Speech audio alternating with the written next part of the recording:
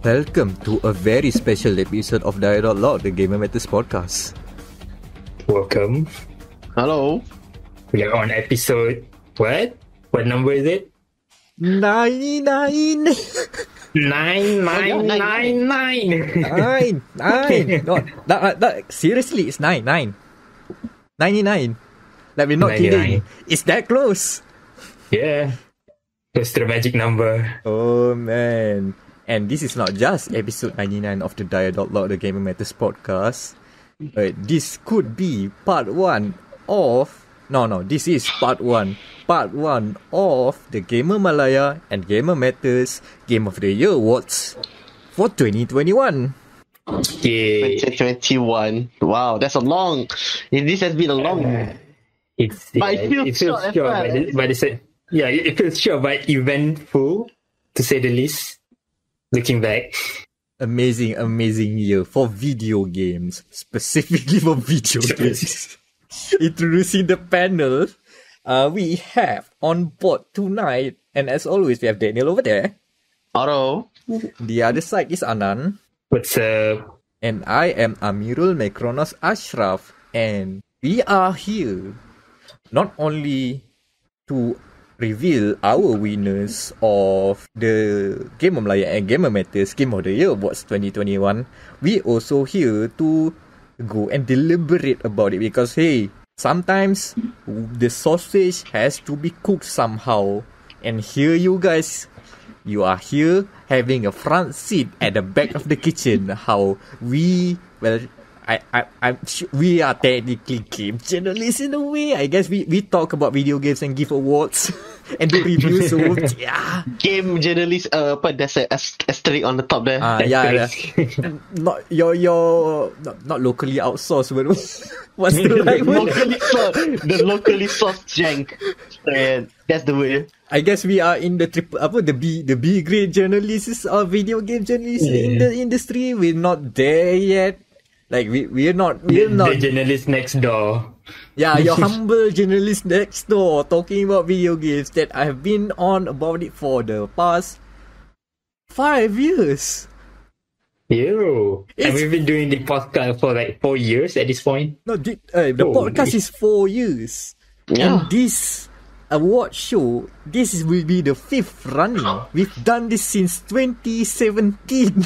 It's a long time. I mean, if you're just gonna be a humble next door B grade game journalist who dish out Game Awards at the end of the year, we have to give a bit of a pat at the back of. Give a pat at our own backs because, you know, we've done this this is the 5th year. And we're still going. Yeah. We're still going. I mean, our votes are not gonna affect the Gamers Awards anytime soon. No. But someone out there who has been diligently collecting all the Game of the Year awards from the various different sites around the world, we featured there. Yeah. And we're probably gonna see them again sometime soon after this show has aired. I think that the funniest thing, the most closest thing to developer recognition of our awards was that one time I tried to give Yoko Taro our award for Best Game of the Year 2017 before I got kicked out because the hall was too full. So close, but so far away. We could have gotten direct, we give the award directly to the person behind all the creative teams that developed that game. But alas, that's just us. That's how we roll here at Gamer Malaya and Gamer Matters. If you've been here for the past 5 years, you know how we are. For better or for worse, that's just how it is. So yeah, back on topic. This year, we're gonna do it a bit different. We still have our top 30 games that we of 2021 that we have shortlisted. All of them are nominated for at least one award. Though how many will be still shortlisted as an honorable mention will still be up to discussion. But at least you know that these are all in the collective Gamer Malaya and Gamer Matters mind, which is just the three of us.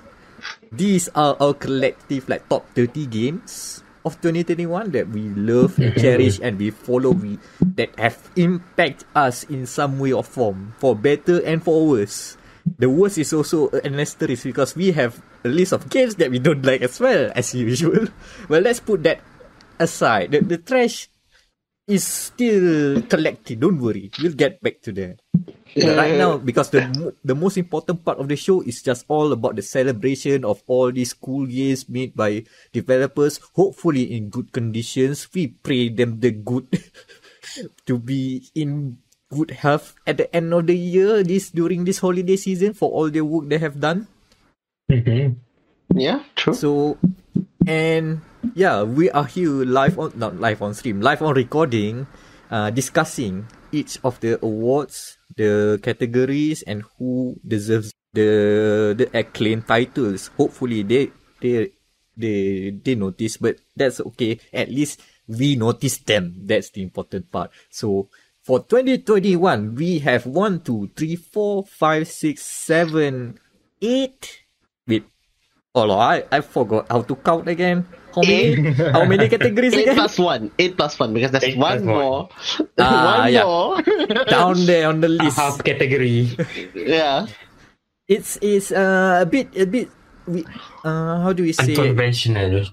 Unconventional, one thing, but we've also streamlined it compared to last year. We've removed a few awards that just don't work for the context of 2021 for whatever reason.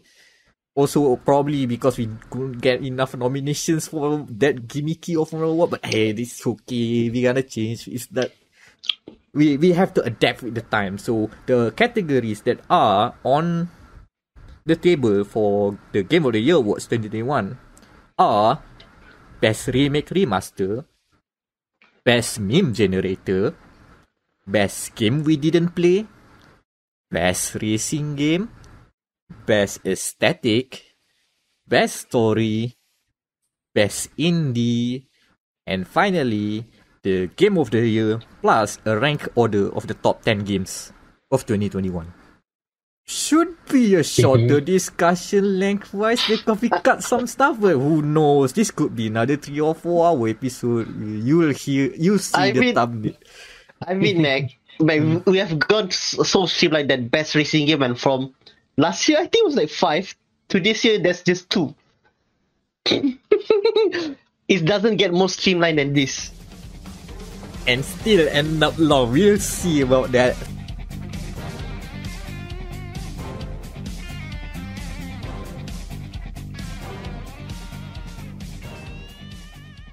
So first off, let's kick it off.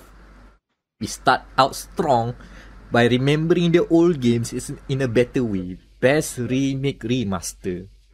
Old games that have a new code of paint. Okay, got it. Yeah, I forgot to put the usual blurb, but that's fine. We'll have it on the written side. But yeah, that's the gist of Best Remake Remaster games that have been like either reinvented or given a new coat of paint and have done so successfully, because we know now that things can go very wrong.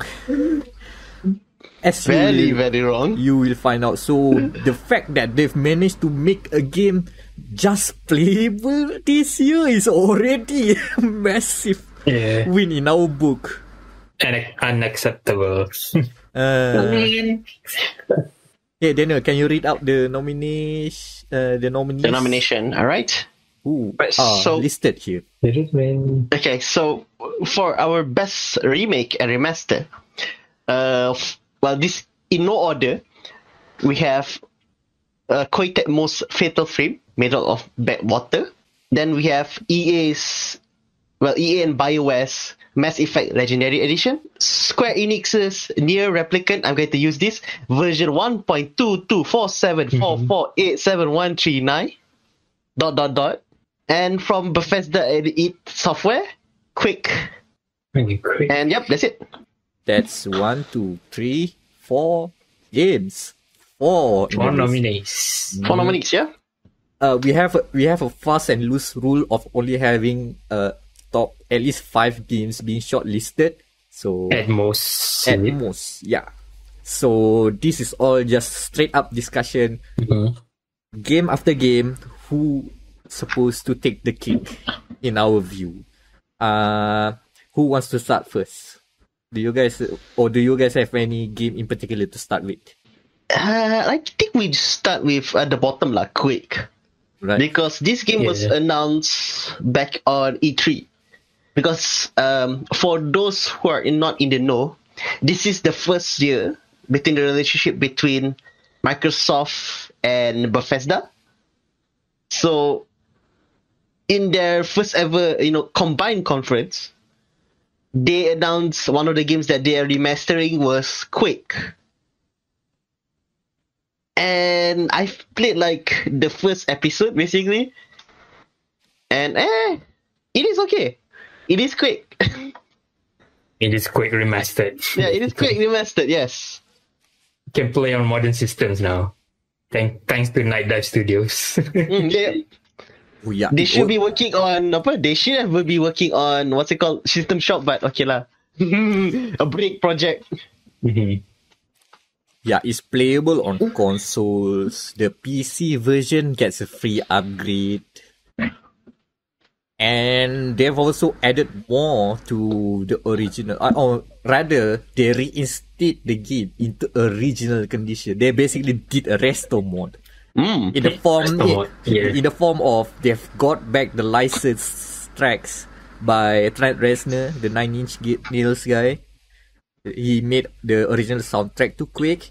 For whatever reason, the previous PC release that was on Steam did not have that licensed songs rather. So now it's complete. It's back in it's what, 1997? Yeah, when it's 97 form basically. 25 years, isn't it? 25, yep, it was 25 years. Oh. The funniest part is that I think it's just them flexing the Microsoft money. Yeah, we can now use 9 Inch Nails again for a 25-year-old game. Yeah, I mean, hands up for money, but also it's like in the name of game preservation, a lot of this stuff like licensed songs will always be a problem. It will always go into the shadow realm, and it will take games from into the shadow realm as well. So I'm glad that not only the game Quake is still alive and well, it's also like it has everything intact to be played on a modern system. I think that's a big win for Bethesda, to Night Dive Studios, as well as Machine Games. Apparently they are also involved for making new content. Yeah, like there is a new chapter 4. Because I think like the original game is just 3 chapters. This is chapter 4. The Machine Games one. I haven't played that one because god damn, this game is hard. As it should. Yeah, as it should. But yeah, but yeah, Quake definitely like deserves a place in this, just for not only they have like reached they have reached the standard of what we expected from a remaster at the very least, but there's also like go over it. The bar, they gone over the bar. They delivered a bit more than we expected. I'm always a sucker for people, for developers and publishers doing the goodwill deed of giving the PC folks a free upgrade. That's always nice. So yeah, I think we can move on to, I think, the weakest of the competitor, but not saying much. But in terms of like, in terms of the quality of the remaster, it's okay, but it's not like people. But it is very much carried by the quality of the game itself, and I'm talking about Mass Effect Legendary Edition.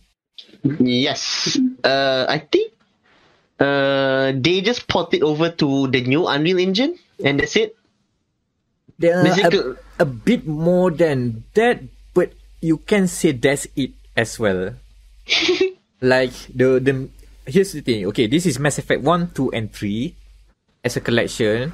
Yep. And this is the game that when EA started to make remasters, this is because of this game. It's not because of Need for Speed. It's not because of Burnout Paradise. Despite I want those and I have them, I did. It's because of people clamoring for to play Mass Effect again on modern consoles, on modern systems. And here's the thing, they did work for bringing Mass Effect 1 to be in line with Mass Effect 2 and 3's combat system, which plays more like a cover shooter. Mass Effect 1 was weird gameplay wise because it was still like BioWare still like wants to make it an RPG with a shooter vibe rather than a shooter with RPG elements. And it did not age well if you play the original release. I think it's also on 2007. No, it's in 2007 or something. Yeah, it was a launch. It was, I think, one of the launch games. Well, not the launch game, like launch window lah, like a month or two later. For the Xbox 360. Yeah. Yes. Yeah, it didn't age well. Like I played it during to catch up for Mass Effect 3 in 2012, and it still feels super janky 5 years on.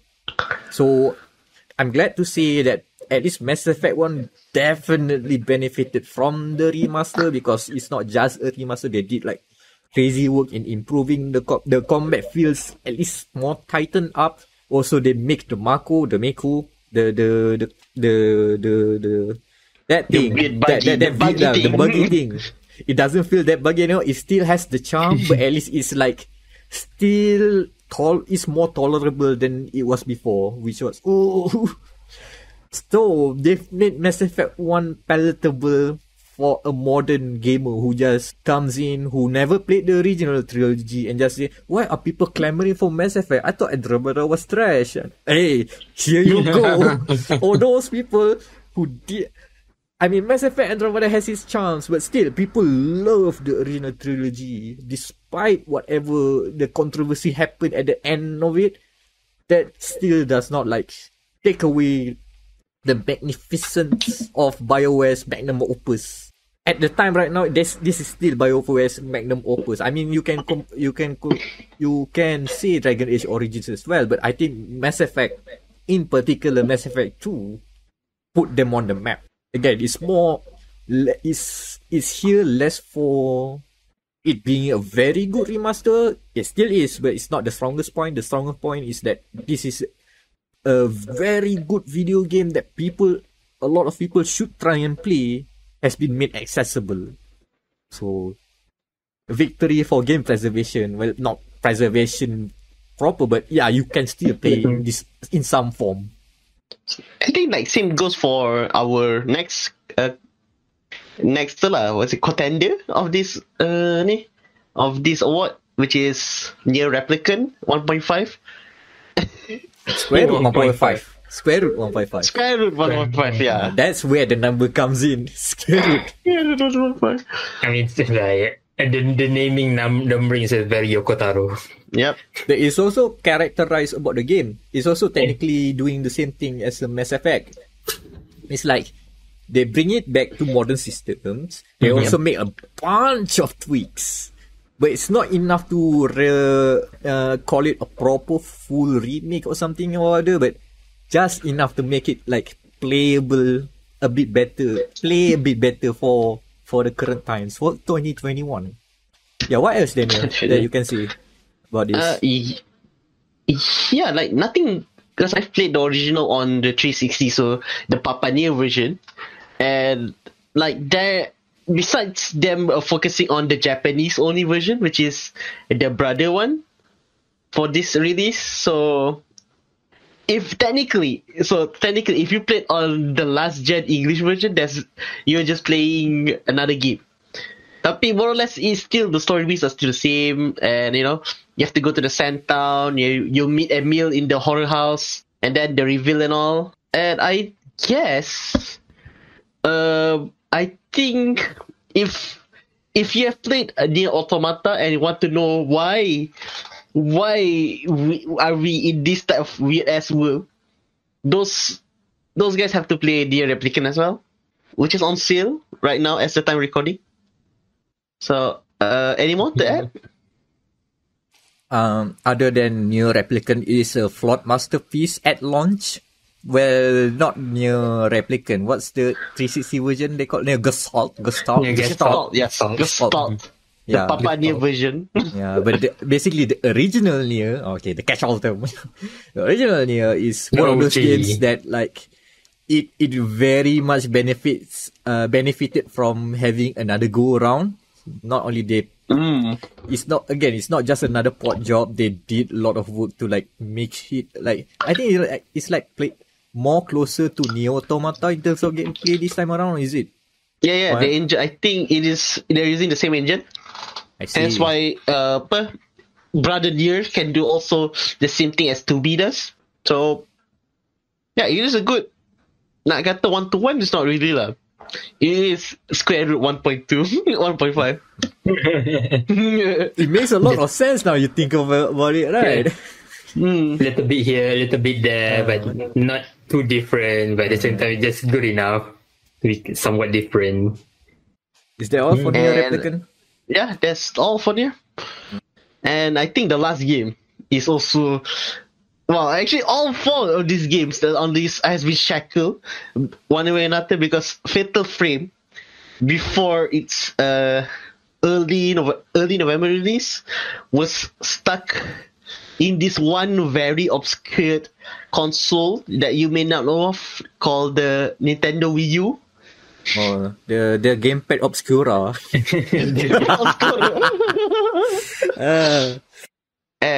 And I guess like it is like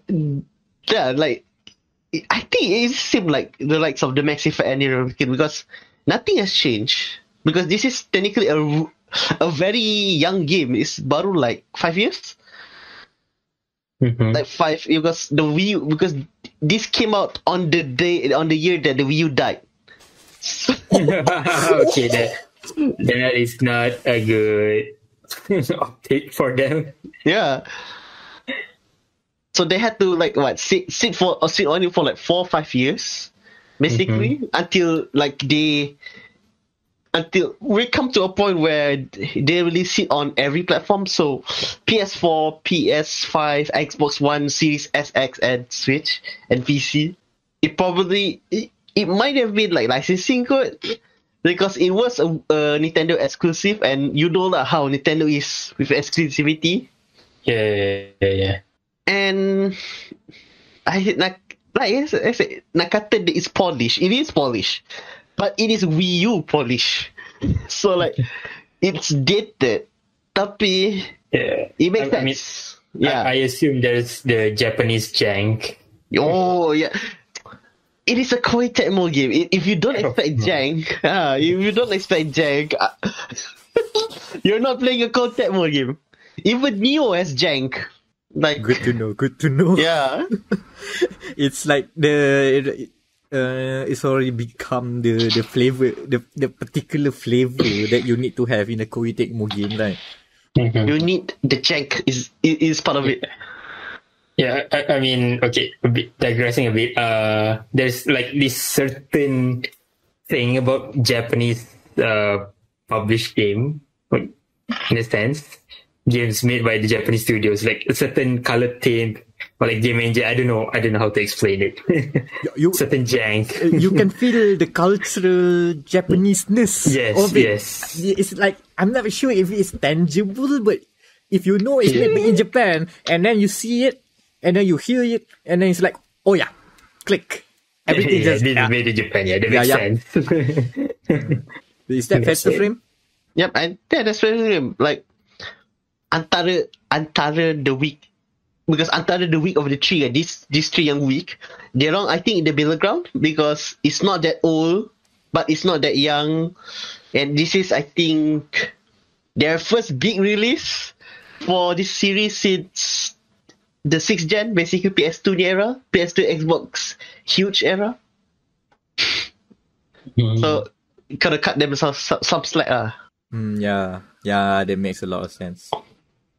But at least, I think the biggest thing about Fatal Frame Maiden of Blackwater is that, the biggest thing is that it's already unshackled itself from an obscure platform. I think that's already a big win. I mean, game quality aside, that's a big significance. Yeah. Okay, we've run through all the nominees, and it's a running team. All of them are remasters, isn't it? Yep, all of them are remasters. More or less. at least in our radar, are the games that we think highly of. I think there are the remakes and remasters out there, but this made the cut. This in our attention. But who deserves the award the most? I'll give it to Anand first. I haven't played all of it, but okay, Daniel first. Oh my Let me god. get my thoughts first. Maybe. Hold on. I guess, like, objectively, because I've played all 4 on my downtime, I'm leaning more towards, I guess, Nier, due to the fact that it is a game that I think, like, in the original run, people was mixed about it because it is for that during that time, like 2011. Wait, this game also, I forgot. Yeah, this game also came out in 2011. So, like, they don't want this type of JRPGs. They want more like Mass Effect. But now, Perfect. Yeah. It is that time. It is all the Gears and Wars and the Call of Duties and the brown tints, the brown age. we don't want this green luscious game. Yet, yeah. So I'm giving it to Replicant because they have somehow made like a drab looking video game, because at that time it was the style at that time, into a more colorful, near automata like. Okay, I'm done. Anand? Yeah, for me personally, I'll give it to Quake Remaster, because imagine it's an old classic in a sense, and then release, especially on Steam, they just, instead of making a new listing, they updated the Quake title to this new remaster, and so everyone who owned the old version of Quake got the new version for free. But that's like one of the big things. Also, for me personally, bringing an old classic to a modern standard is always a good point in my book. So my choice is Quake Remaster. Oh, I hate this. I hate this break. position so much. On one end, I have the power to determine who the winner is. On the other, I have no horse in this race. It is the worst position to be in. Like, I feel strongly on Quake the Quake, because of all the points that we've mentioned before. Like, Quake is, like, we are currently in the age of people rediscovering boom shooters, as they are now calling, or rather the actual name, arena shooters, as defined by Quake 3. So we are in this era of rediscovery when people have fed up with the codes and stuff. So now that the OG game that set the standards of that time, like Doom and also like Quake, I mean, Quake didn't have a good new game, but at least, like, if you are curious about, hey, how come all of these old retro looking games are coming back? Now you have a point of reference. This is what people are putting this Quake on a freaking pedestal. I mean, I believe there are still like Quake 3 games being running somewhere right now. I think Quake 3 Arena is still alive. Like, Quake Live. Yeah, Quake 3 Arena is still alive. I can tell you that much. But now, more than ever, like the OG Quake. The other thing is about Daniel's argument on Nier Replicant. It's also fascinating because this new remaster, like, also not only makes, again, the point of rediscovery, right? But this time, it's not like rediscovering a known gem. This is rediscovering a hidden gem, a rough gem, now a bit polished like a diamond, to maybe like maybe not really like 20, what they call the most high price of a diamond. I forgot. There's terms for that, but I don't know. But it's still a diamond nonetheless. I mean, it previously was like still not compressed enough. It's still a bit carbon. I feel like, while Quake's remaster is still one of the better surprises of 2021. I think we just have to give the award to Near Replicant version 1.22474487139 to make people discover this hidden gem even more. And to entice people, to entice developers to not give up on their cult hits. Give it another go. Maybe a new audience will see it. Yeah. And maybe after all this weekend, finally we get the Drakengard 3. Drakengard. Please. I mean, okay. I'm adding to Mac's point. I agree with Mac in the sense that Quake is pretty much well known at this point. So giving the award to Near Replicant version 1.22XX something is like, it's a good choice personally. Like getting a new audience, make JRPG cool again. Cool, like mainstream in a sense. Yeah. So congratulations to Near Replicant for winning the best remake remaster award. Yoko Taro strikes again. But for serious though, like the rest of the nominees, the what do we call it again? I should have prepared this. The honorable mentions. The honorable mentions. Yes. Honorable mentions. Please, if you are listening to this, please do check it out. You have a horror game there. You have a big ass old CRPG with shooting elements there, and also a proper arena shooter, a proper boom shoot. Proper boom shoot. All of them are good. Near Replicant stands out.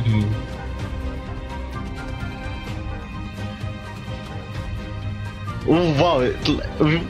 Suddenly ada ad for Nier Automata and Replica on sale. Oh.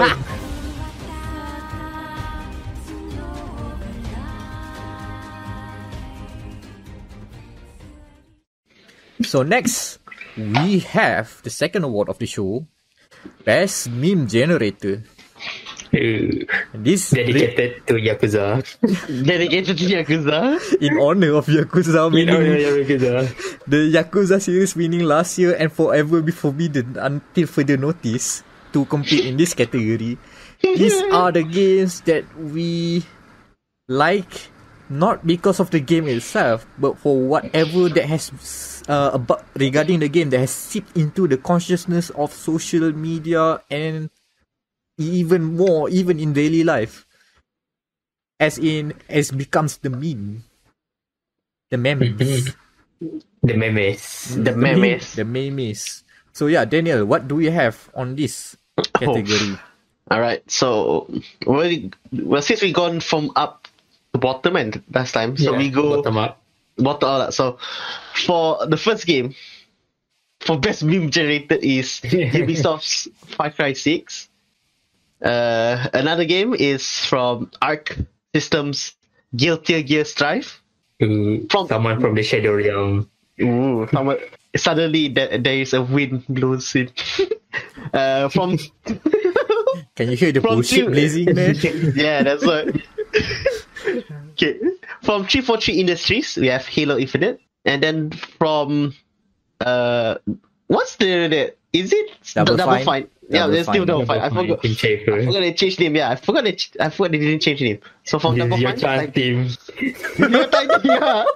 Psychonauts 2, this is your chance, your final chance. And from Capcom, Resident Evil Village. Another tangent. Yeah, I feel so bad for Tim Schafer. He wear that very nice suit and didn't want anything. Yeah, if you know, you know. That award. Yeah, that award. Okay, don't mention that award again. Yeah. This is our award. Yeah, I know it's tempting to talk about it, but no. This is our party. Our celebration. But yeah. Where do we start? I want to start first with Guilty Gear Strive as a very interesting. It's an homage. It's a blast from the past, but it's also like, it is fun because it has seeped into a community I didn't expect it to appeal, and then it grows from there. The memes come from there. Like, I thought, like, if everyone should know by now, Guilty Gear Strive have excellent work in animation, either in 2D or 3D. Now they are doing both at the same time with Strive. But still, like, it's like with this title, it's only this title that people start to discover how crazy good the animation is. Specifically, one very interesting animation that probably is not safe for work if you think it really hard. But please do not think it too hard. It's just a girl. How do you call it? It's like think of it as a Red Bull car. It's Red Bull car. Booty up, head down. It's the Jacko pose, by the way. Head down. We push. Head down, booty up. No, like literally. Slow button on. So here's the thing. That what I'm talking about is an idle pose, not like idling pose by this DLC character called Jack O.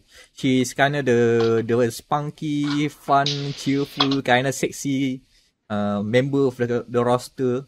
So I think it's not idle. I think it's a crouching animation. So yeah, she crouches by lowering all of her top down, and her booty hangs up. Yeah, that's. I'm trying to explain it for the audio listeners out there. You have to look at it, and it is not tantalizing. What's the word? Mesmerizing. Backbreaking. Offensive, distracting. You know the words. Imagine people teabagging with their animation, right? Okay, so that's one thing. But this animation has seeped into the the virtual VTubers, the virtual YouTubers community. They saw it. That thing is fun. Probably yabai. How do you say it? Yabai. Yabai. And they decided to keep on parodying it, and it spread around. Everybody now knows Greater Gears, right? Especially the freaking degenerates, as they should, the Jacko pose. And that's the only thing that I believe there's more to memes in Greater Gears Strive, but that's the striking one. Like bullshit blazing is like a thing for a few years. Isn't that the what's it called? The national anthem for Guilty Gear. Oh, it is now. Now. Nobody cannot if they hear the word Guilty Gear, that's the theme song that's playing right now in the background. You probably are hearing it too. This is edited later, so. Okay, so what else? Before we keep on talking about these poses. I guess Psychonauts 2 can be counted as a meme game because goddamn, the idea itself, the game that there has been the sequel to a game that's been in limbo for what? Close to 20 years? 15? Ooh. It came out in 2000. I should remember this. Around 2002 or something. Yeah, almost 20. 17 or 16 years. Less than 20 years. Let's say that. But it is old. The original game is old. Oh, since announcement, I assume. Psychonauts 2. Yeah. Oh, okay. The Psychonauts 2 itself has been in development for a good 5 years at least. Ooh. Right, I think it was announced I know, there was, I think, like, you know how old Psychonauts 2 is? The thing, they, before they got bought over by Microsoft, they were pushing fake Double Fine's own crowdfunding system for Psychonauts 2. That's how old the game is. Yeah, it got crowdfunded, it got into a publishing deal with another publisher, and then that publishing deal fell through, and then they got bought by Microsoft, and then a few delays after that. Okay, so what's the meme then? Well, okay, Mike, you play this game? I mean, it's all fun, but there's probably gonna be a specific meme we're gonna talk about. Is that Easter egg? It has to be that wild Easter egg, isn't it? Is it the one? It's a Don't tell me secret it's the thing. one. Is it the one that you can do it on the first level? The maternity level. Is it? Yeah, that one. Because I can't think of anything else that like. Okay, there's one thing. There's other thing. Okay, but that one is like very peculiar and specific to a very specific crowd that would like it.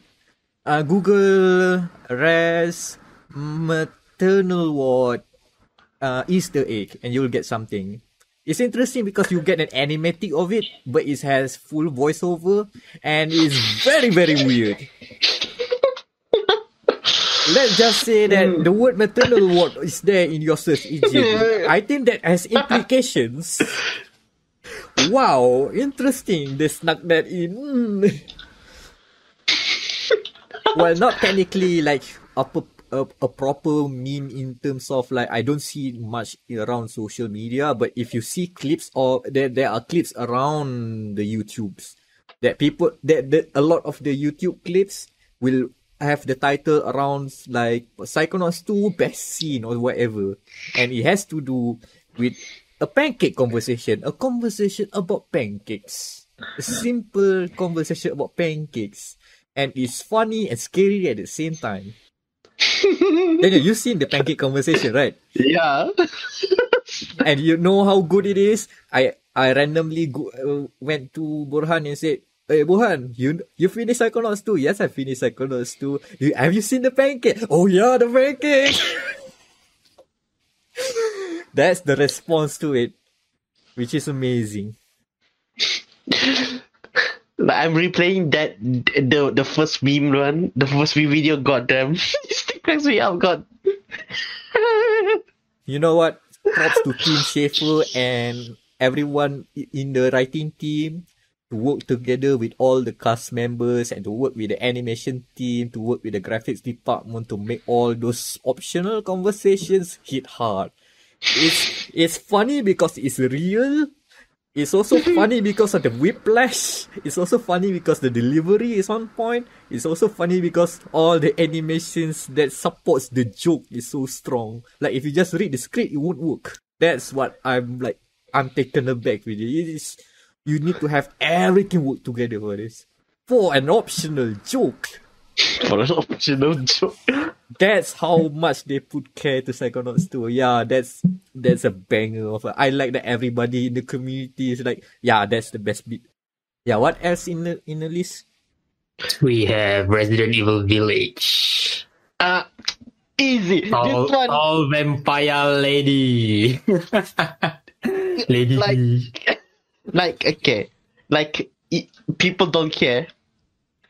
Well, because I've seen recently there was an article saying that Resident Evil 8 is the most finished game of 2021, which means y'all played the whole game after she died in the first half of the game. Hey, disappointed, but finished the game. You come for the tall vampire mummy, you stay for the whole ride. I think the best part about everything about Resident Evil Village is that it has awakened a lot of people's internal desires that they never knew. That's the most amazing part. Like I'm maybe unfortunate is not the right word, but I'm not in that crowd, so I'm like looking at what happened. I like what is unraveling in front of my eyes in my social media, in my YouTube feeds. It's like, wow, a lot of thirsty people for some reason. Yeah.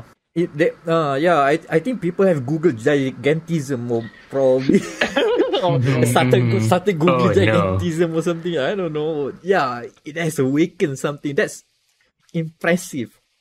For a long-standing game series about creepy and horrific themes, somehow they've also made them horny.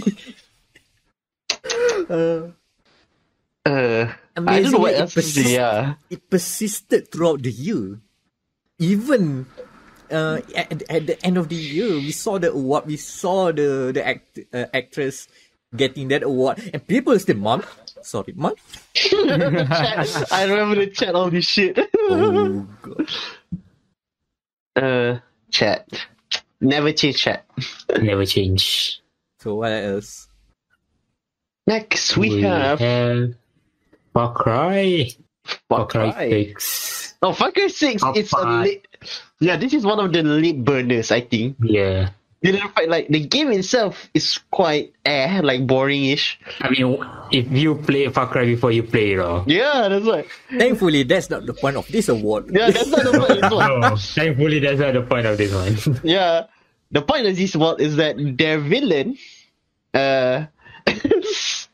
I guess it's not even part of the game at all because before, That's the best part. it's not about the game at all because a week before the game launches, they had the opportunity to do some short videos with the villain of Far Cry 6, played by Giancarlo Esposito, aka the chicken. Yeah, Giancarlo. Chicken Man. The chicken man from Breaking Bad. Oh man, it's foreshadowing.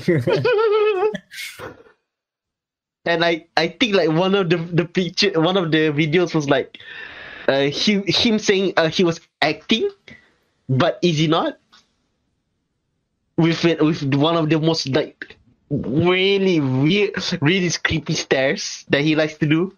And the editing is also like selling it. It's like you see the camera kind of netting, like it's like closing in a bit darker on the sides. Like, the only missing thing is the vine boom sound.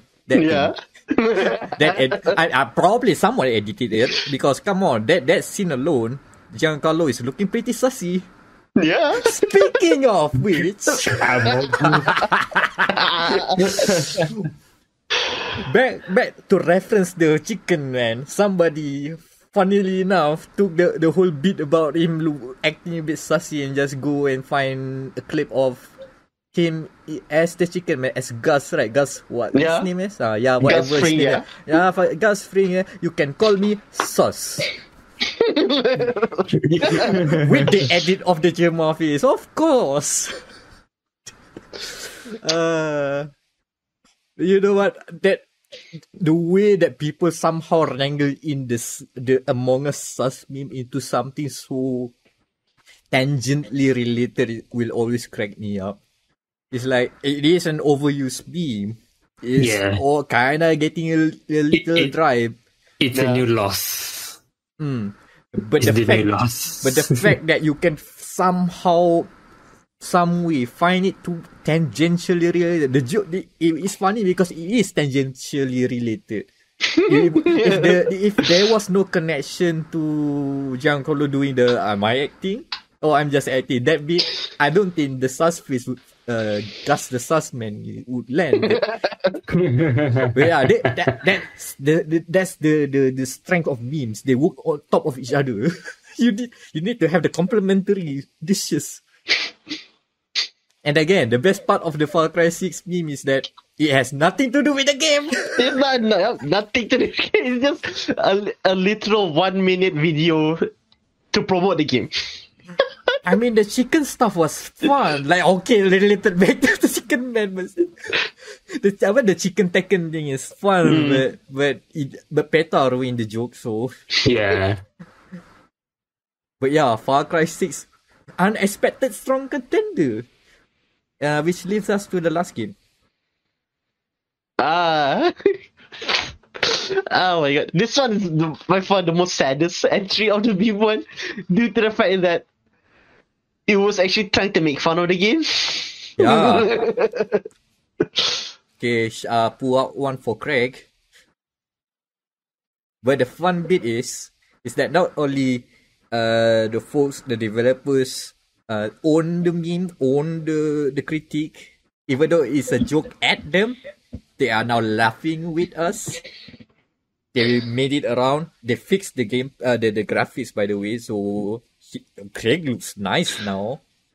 But it's also a snapshot of how Halo Infinite as a whole, as the trajectory of the hype and the reaction to the game has gone. Like from very tepid at low expectations now into a sensational revival of the arena shooters. Like now, because of all those goodwill and all those, we are poking fun of ourselves. I am now seeing just montages and montages of the weird things that you can do because Halo physics. I'm surprised that Halo Infinite makes you feel like Spider-Man. Yeah. Oh no.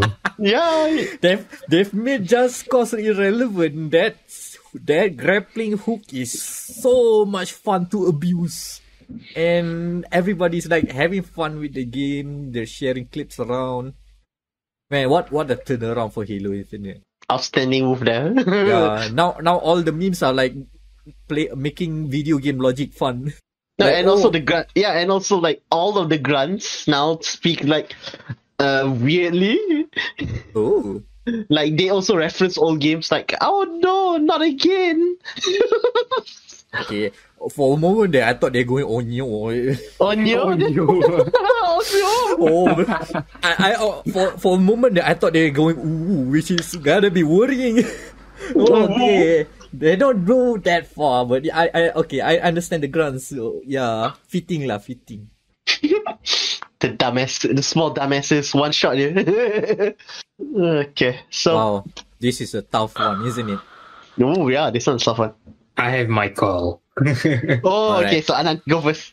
I thought we're gonna hold the call first. I prefer to let Anand hold. I want to shoot first. Alright. Okay. Okay, from all of this, right? All of these Yeah. excellent, stupid shit posts that we have enjoyed throughout the year. Yeah. I think just for the long lasting impact alone, even though I don't get it, but I respect it. I have to give it to Resident Evil Village. It's so hard to not think of 2021 as a meme without thinking tall vampire lady. Yeah. It's too hard to not The think Lady about D. it. I mean, we also made our own Resident Evil. The Oh yeah, we made our own Lady D. Yeah. The tall vampire makcik. Alright, so that's all I have to say. Oh no, macam I don't think my one is irrelevant now. It's relevant now. Man, Uh, should it? Yeah. Honorable. That's it. I guess honorable mention will go to. This is actually quite tough. Wait, Anan, have you said the same thing? Yeah. I said the That's your same card. thing. Alright, okay. No wonder. Okay, hold on. Resident Daniel Evil first. Village. Daniel. Okay, since Resident Evil is gonna win, like I'll go for Far Cry 6 due to the fact that it is so the meat itself is so irrelevant of the game. It's just funny to me. I think that with Flash alone is so strong. Like, if it were not for people gonna call us out that we haven't talked about tall vampire lady enough, Far Cry 6 is not that far from the Yeah. list. But come on, man, I just cannot. I cannot say no to Resident Evil Village. It's too strong. The fact that it is already the end of 2021 and it's still like, Relevant. Ah. The meat is still there. you know what? Like the past 2 weeks, the Kaku Chopri video that they clipped of Lady D smacking on the phone and then calls you out or something like that keeps on appearing on my feed. I cannot escape the tall vampire lady, man. It's a sign. I don't know, man. Toffee did something to me saying, hey, watch this. Shout out to the KPP. They're doing good stuff on YouTube. But yeah, Resident Evil Village, meme generator. Yeah, congrats for winning the Yakuza Congrats. Award for Best Meme Generator. Yakuza Award.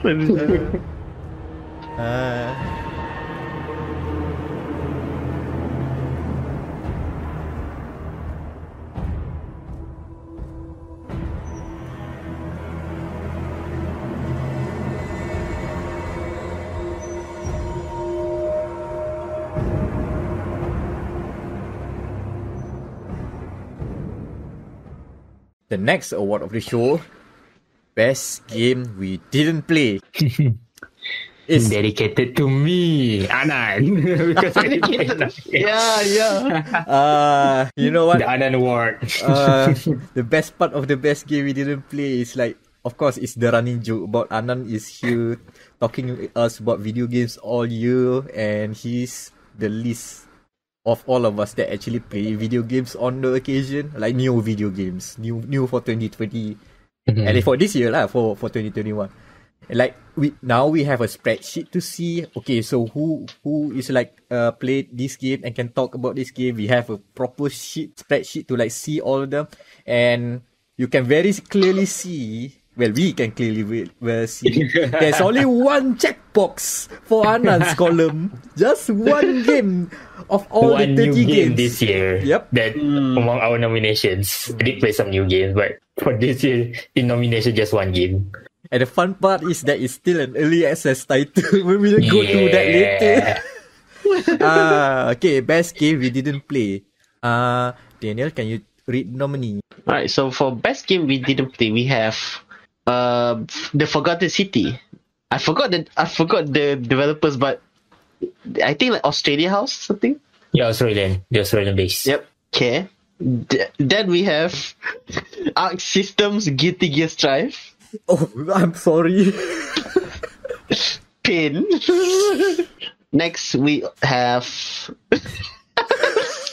from Sega, Lost Judgment.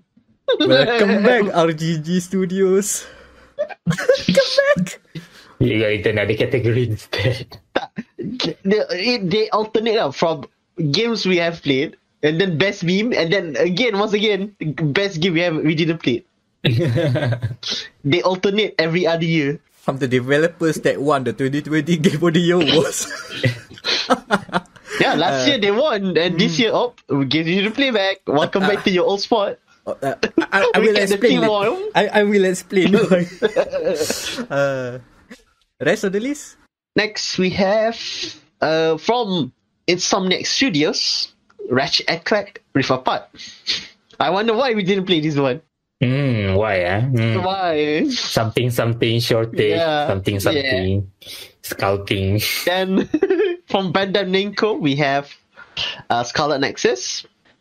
From Atlas, Shin Megami Tensei 5. And once again from Bandai Namco, Tales of Arise. Okay, we have more than 5 nominations. And Daniel, what do you want to say today? I guess we can bundle. Yeah, we can bundle the Bamco Opening games though. Okay, Now I think we need to do some explaining. There's a very clear pattern of games that we didn't play. Okay, the first is the last 3 games we mentioned, right? All 3 of them are JRPGs. Too long. Well, I won't say. Like, for me personally, it's not because it's too long. It's that I just couldn't find the time to properly dedicate my time to a specific JRPG. And by the time that I think that I have the want to play a JRPG, it's either the timing was not right or the price was not to my liking. At least for Bandai Namco, they have been discounted often enough. It's just that I'm not in the mood for JRPGs right now. God damn it. I mean, JRPG have their own idiosyncrasies. Yeah. So, you have to dedicate not just your time, but your mental energy. So it's not something for everyone. Yeah. Like even for the case for Shin Megami Tensei, senang. I recently get a Switch last month. So then the game released on the same time. I've got one Switch. So didn't have the time. Legitimately didn't have the time. The problem, even for me personally as well, this whole year, weirdly enough, I've been missing 2. I've been not avoiding. I haven't touched much of 2 genre of games. One is the JRPGs. I guess I had too much fun with Yakuza Like a Dragon last year, and it just didn't I didn't have the the proper bite to. I want to grind some stuff more and watch long cutscenes with very long elaborations of the stuff that can be explained in one sentence, but still charming and quirky in its own way. I'm not knocking on JRPGs. I do love them, but maybe not enough. I'm not the hardcore of the JRPG fan, which is unfortunate because by default I'm the hardcore JRPG fan here. Or maybe is it Daniel? I'm not sure. Do you consider yourself a JRPG fan? Unless you're like from established punya series, like I don't know, SMT is established because I've played, I have played the original Persona and whatever the fuck Devil Trigger is. So we are JRPG mainstream, guys. The Yeah, JRPG normies. I just follow Final Fantasy and whatever Persona did. That's it. That's all. So, and anything else is like the adventurous side of me, which is a shame because JRPGs are very in season, I guess, in 2021. Yeah, like the Bamco, I think like the Bamcos too. I think the two Bamcos kita just wrap up quickly because Tales, kan, it is a famous series, tapi not that famous to us. Yeah, that's the problem. It's not that high in our list because we are totally unfamiliar with Tales of Arise. The Tales of series, I should say. Yeah, the Tales of series. You played any of the Tales of games, Daniel? Have you? Never. I've touched Zestiria, which apparently, as I've discovered, the worst of the lot. I don't know why. Oh, it was free. It was given for free on PS Plus one time. I played that game halfway through, and as always, like JRPGs, if you stop halfway through, Nope. Start over. Yeah, no. Sayonara. What is this? Who is this? Who are you? Why am I in the middle of the battle? And Tales of is not like a game where you just select menus. You have combos to do. Like, oh no. So that's Tales of Arise. Shin Megami Tensei, the only we've mentioned it a bit, right? But it's totally because of no Switch. No Switch until when I got it during its launch. The day of its launch. Baru dapat. And not similar, but Scarlet Nexus, I think, is the same part of the Tales of Arise boot lah. As you mentioned, it's the bundle of bandana. This game's cool. Not the right time to play. It's like normally cool, yeah. And then the obvious one we need to mention, Ratchet and Clank Rift Apart. Yeah. Gee, I wonder why. Why? We wonder. Is it because there's no fans of Ratchet and Clank? Go shut up. Shut up. There's a reason Psychonauts 2 is on many of the awards lists, but not Ratchet and Clank Rift Apart. I wonder why. Man, I don't want to go inside baseball, but yeah, it is a bit pain to say that we would have covered the game in more detail, but there's just like circumstance. We don't have a PS5. Yeah, okay. This is the second Christmas and we're still facing shortage. We still have a PS5. Okay, so, like at this point, I'm pretty sure if Mr. Hasnolan from Sony PlayStation KL would come to us and said, "Hey, do you guys want a PS5 digital?" I'm pretty sure Matt would say yes, 100% terus. I would take a digital. I'm already in a digital world. I'm already so. I just need a freaking console. I just need a PS5. I don't care if it's digital anymore. Yeah. I would buy the digital version. Like for getting review codes, that's good enough. Like you don't have to buy games just for the review code. Yeah, I just did the damn. If you say the monkey paw curling is that I cannot keep physical discs, I don't keep physical discs anymore. I buy games on Steam. I've already sold my soul to the digital world. But the soul is not here. Oh god damn it. Yeah. When was the last time you bought a digital disc, Mac? Digital? Oh, you mean a physical disc? A digital. Yes. 2019. You know what? The last time. Here's the crazy thing. When is the last time on the podcast we talk about Final Fantasy 12: The Zodiac Age? Oh my, yeah, it is before the pandemic. Holy shit. There you go. The fun part is because of you insisting to buy it, and then alright, okay, I take it off for you lah because it's damn cheap. I just Oh yeah. Yeah. Final Fantasy. We have it on the podcast. That's why I the mentioned. cash is there. Yeah, the cash Cash is is special. yeah. I found it at the cashies. That's why. That's the funniest thing now. You know the previous purchase of a physical game before that? In 2018. Like once a year occasion. One game. And not more than that. I can count the physical PS4 disc I have on the shelf. It's less than 10. Yeah, I know there is about digital ownership. Don't judge me. I've already sold my soul. Yet here I am, still cannot play Ratchet and Clank Rift Apart, a game I totally adored, and you know, a series that I totally adored. And you know what? I seen some spoiler about it, unfortunately. And man, if people are excited with the multiverse, no, play Ratchet and Clank. If you like platformers, you play Ratchet and Clank. That's all I'm gonna say. Sony remembered stuff. Okay, so I think the Yakuza, besides it being a B-man of releasing during the time where every game is releasing as well.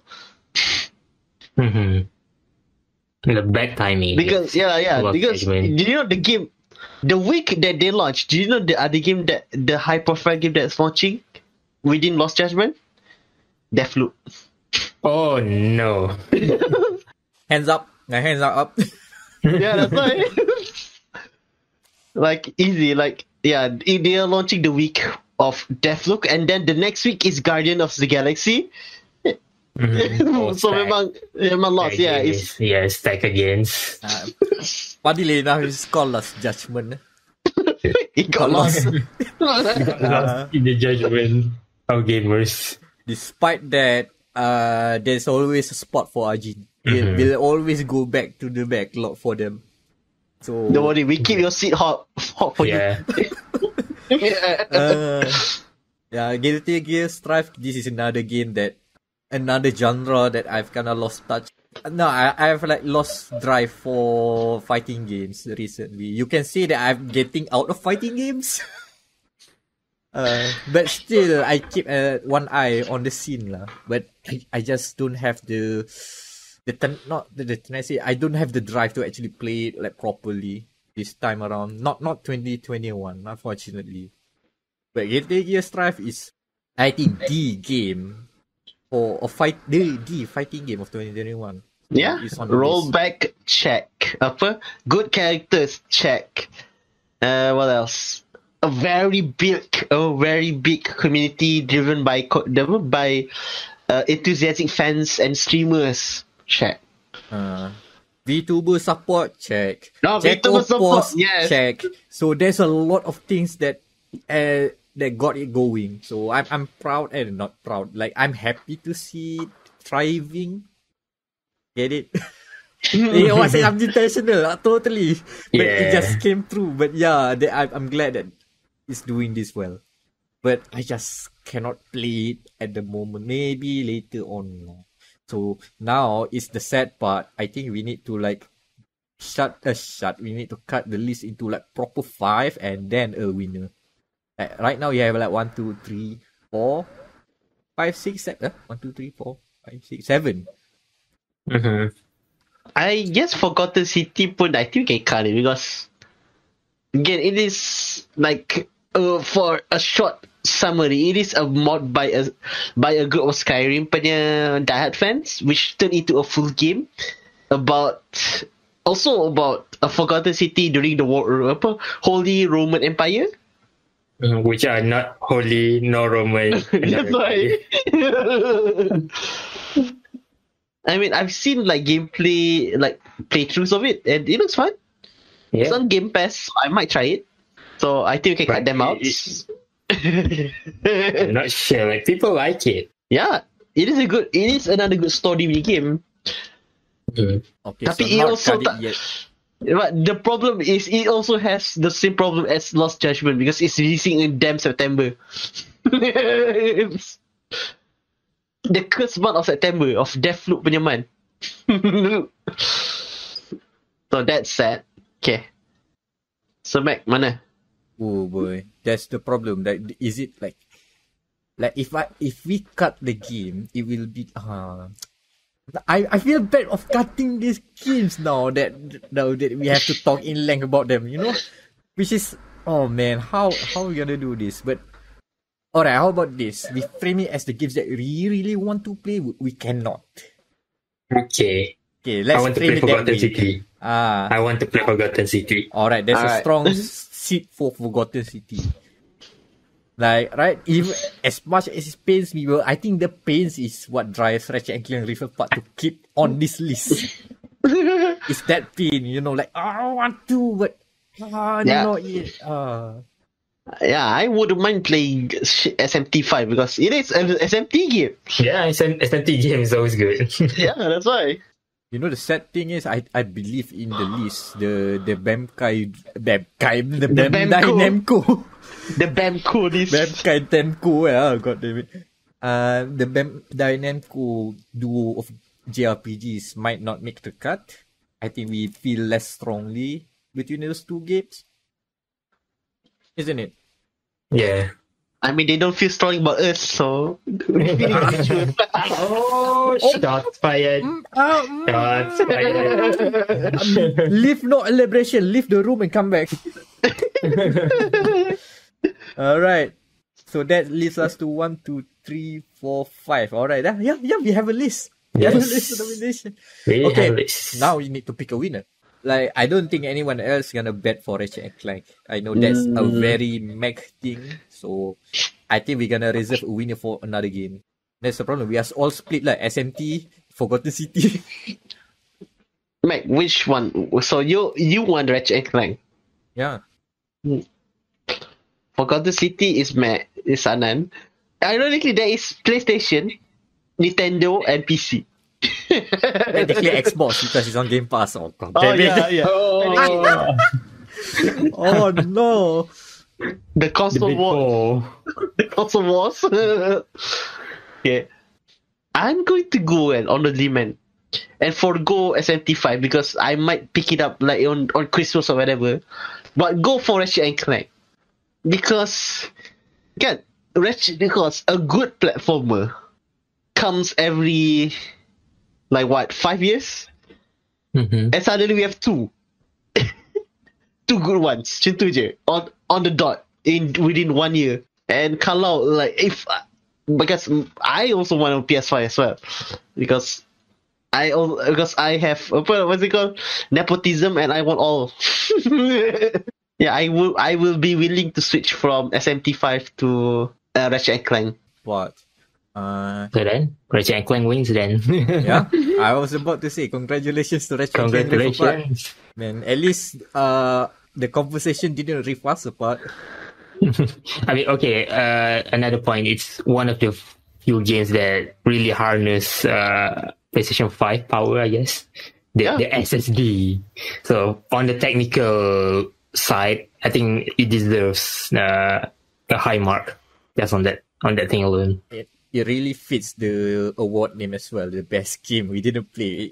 It's a very good game that we just have no means to play. The fact that we want a PS5 just to play this game is already a strong point that this is a system seller at the very least. Mm-hmm. Shortage issues aside, they succeeded.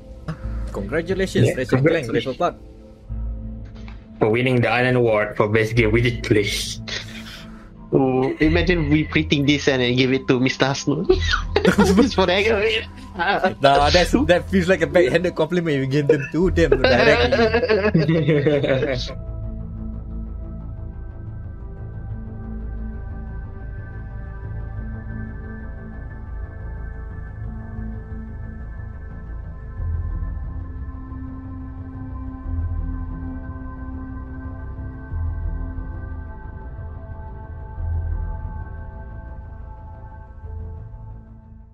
Next on the list. On the Gamer Malaya and Gamer Matters GOTY Awards 2021, we have Best Racing Game.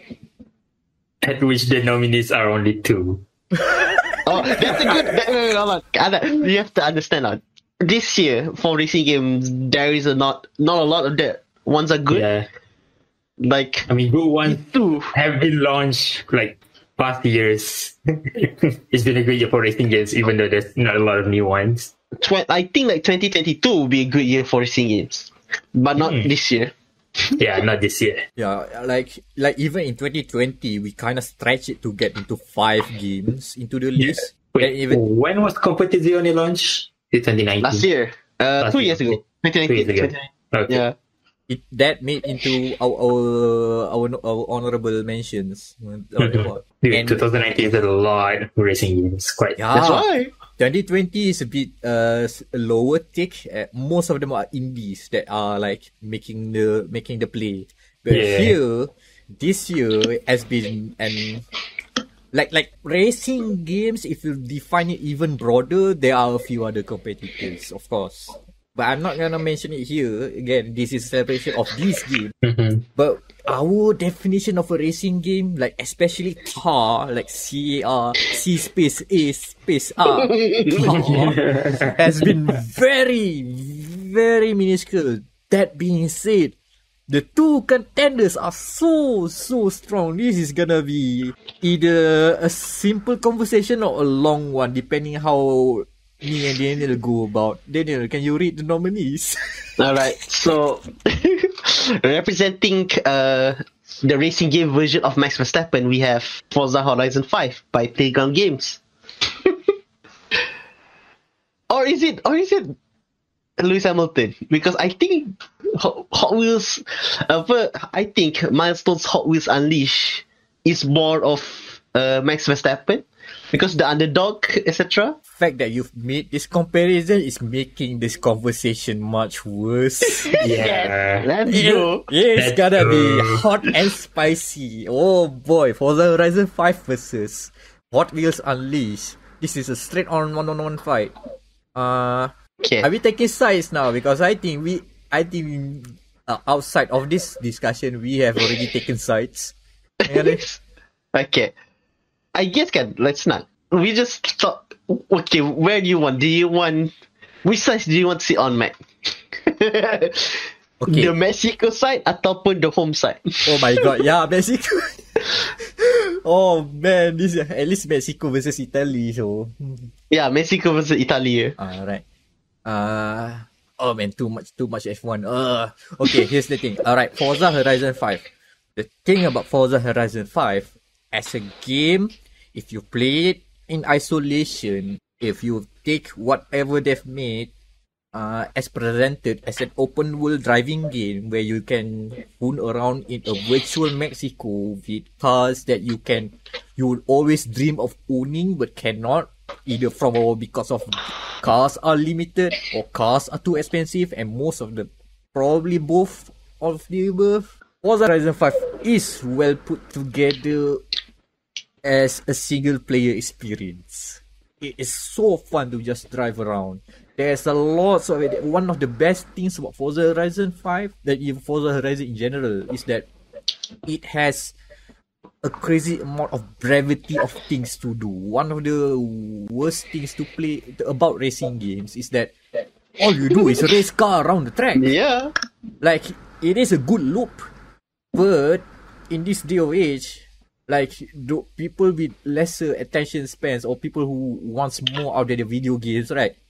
Just going around the track over and over is not enough. You need to like have something else to do, like, you know, to stretch yourself. It's gonna get mundane. You get fatigued from just playing the one thing over and over. I know some people don't get that. That's fine, but a very small minority is in that niche. So by Forza Horizon 5 casting a wide net of activities to do. Hey, you wanna race? Okay, we have different races here and there. Hey, you wanna just hang around and explore the world? Fine, do whatever. We're gonna give you tiny crumbs of achievements, so you keep on doing stuff. Oh, you wanna hang about and look at the cars? Oh, we have all these cars that you cannot buy, and you can look at them in detail in our Forza Vista mode. Or you want to slap fancy liveries? Okay, fine. Go and find your enemy livery of choice. Oh, you want to make your own? Okay, take your time there. What, you don't you're already bored about the game, the tracks and the challenges and the modes that we have? Fine, make your own. We have given you tools. It does it all. That's the thing. Yes, I'm glossing over its faults for now. But that's my point for Forza Horizon 5. Daniel, on to you. The ball has been passed. Okay. So for me, but the Hot Wheels, again, Hot Wheels as a brand in video games has always been a hit or miss. More misses than hits, to be honest, if you look back. Tapi kan, I guess this is the first time in like a decade or two that this is one of the best, a decade or two lah. This is one of the best Hot Wheels type racer that you can play right now. And it is, you can say that it is the antithesis to Forza Horizon because it is racing. That's it. Pure and simple. It's just racing so that you can upgrade your car. You can upgrade your rep to get better rewards and better cars in the future. And my goodness, the game, man, even on normal, is quite hard. I think it might be a turn off for some because, like, oh no, I'm just racing around with a bunch of other cars. But I will say that it is not just any type of cars. It is the cars that you have right now, perhaps dalam your closet or whatever. Because these are licensed Hot Wheel cars that I think it's like from iconic to not really known. So that you have the Doras and the track attacks or the taxi attack, all to the to the meme ones like the bumper attack. So like these cars can, even in the age of sekarang, like people scalping these Hot Wheels, Mac knows. Somehow car culture seep into toys. That's why. It's weird. Like it is nice because they also have their own version of Forza Vista mode, which is just you look at your cars, but the cars are glossy. It is a toy car. You see, it's glossy, and if you flip the car, you might even see the Made in Malaysia sticker if you're lucky. And it is quite different from Forza Horizon due to the fact that it is, one racing, time trial, eliminator. That's it. And it is a small team because Milestone isn't exactly a big team like Playground Games or Microsoft. And they have just, did what they have to do to make this Hot Wheels game, fun to play. Challenging, but fun. I should mention that the tagline for Hot Wheels Unleashed is pure racing fun. Yeah. I mean, they already put it on the box. They delivered. Yeah, they delivered. Oh, man. So I'm the tiebreaker here. God dang it. Okay, Anand goes. Okay, what's your opinion for now? Okay. Here's the thing. I don't understand Forza at all. Like, why would you play like something that arcadey? And then I remember, oh dang, I played NFS before. This is basically another. Yeah, that's right. NFS, but without the police. Yeah, so. I mean, I haven't played arcade racing in like years. I forgot how fun it is, like playing NFS. Especially NFS, what is it? I forgot. Absurd, Most Wanted. No, yeah, Most Wanted too. Especially Most Wanted too. So, watching Forza, I haven't played yet, but I watched some Forza videos.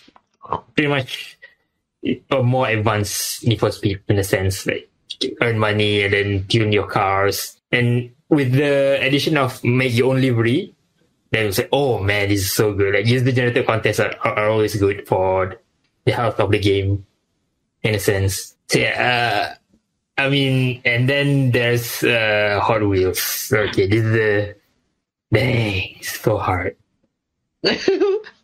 So hard. I mean, it's Hot Wheels. Who don't like Hot Wheels, man? Okay, just checking. Are we still good on time? Yes, plenty. All right. Mm-hmm. Now, let's evolve the conversation a bit and at least put all the tables on the card. The cards on the table. Cards on the table. Yeah. Okay. All right. So here's the thing. On point for Hot Wheels Unleashed, they too also provide user-generated content. You do get to make liveries. You do get to make your own tracks as well. Albeit, maybe not as crazy advanced to Forza Horizon 5, but still respectable nonetheless. It is a small team. A good plus for both car games that they get all the, for a racing game, you need that. For this sort of racing games, you need the cars, right? And both games nail their car selections. You have as diverse as they can. Diverse. You have the more alluring and hot. What you say? Not Hot Wheels. I'm going to say the cars that you always wanted to get but cannot. You can drive them in Forza Horizon 5. And those diecast is super rare. You have them in Hot Wheels Unleashed. And to some extent, you can also get some of the more affordable cars in Forza Horizon 5, as well as the cars you can grab at 7-Eleven for Hot Wheels Unleashed. The meme cars, they both delivered on both ends. Like, you have your Aceitas and the Peel P50 for Forza, and Hot Wheels have the toilet car. Yeah. What is it called? I forgot. Hot Seat? I think it's called Hot Seat. It's called Hot Seat, yep. I know there's another toilet truck called Gotta Go or something. So both of them nail. Oh, technically Hot Wheels is available in Forza Horizon 5 as well. There's 2 cars. A crossover there. Yeah. And there are like real life cars that are available in Forza Horizon 5 in Hot Wheels Unleashed, because they are available as toy cars as well. The Corvette Jesko, for example. I think that both games are respectable.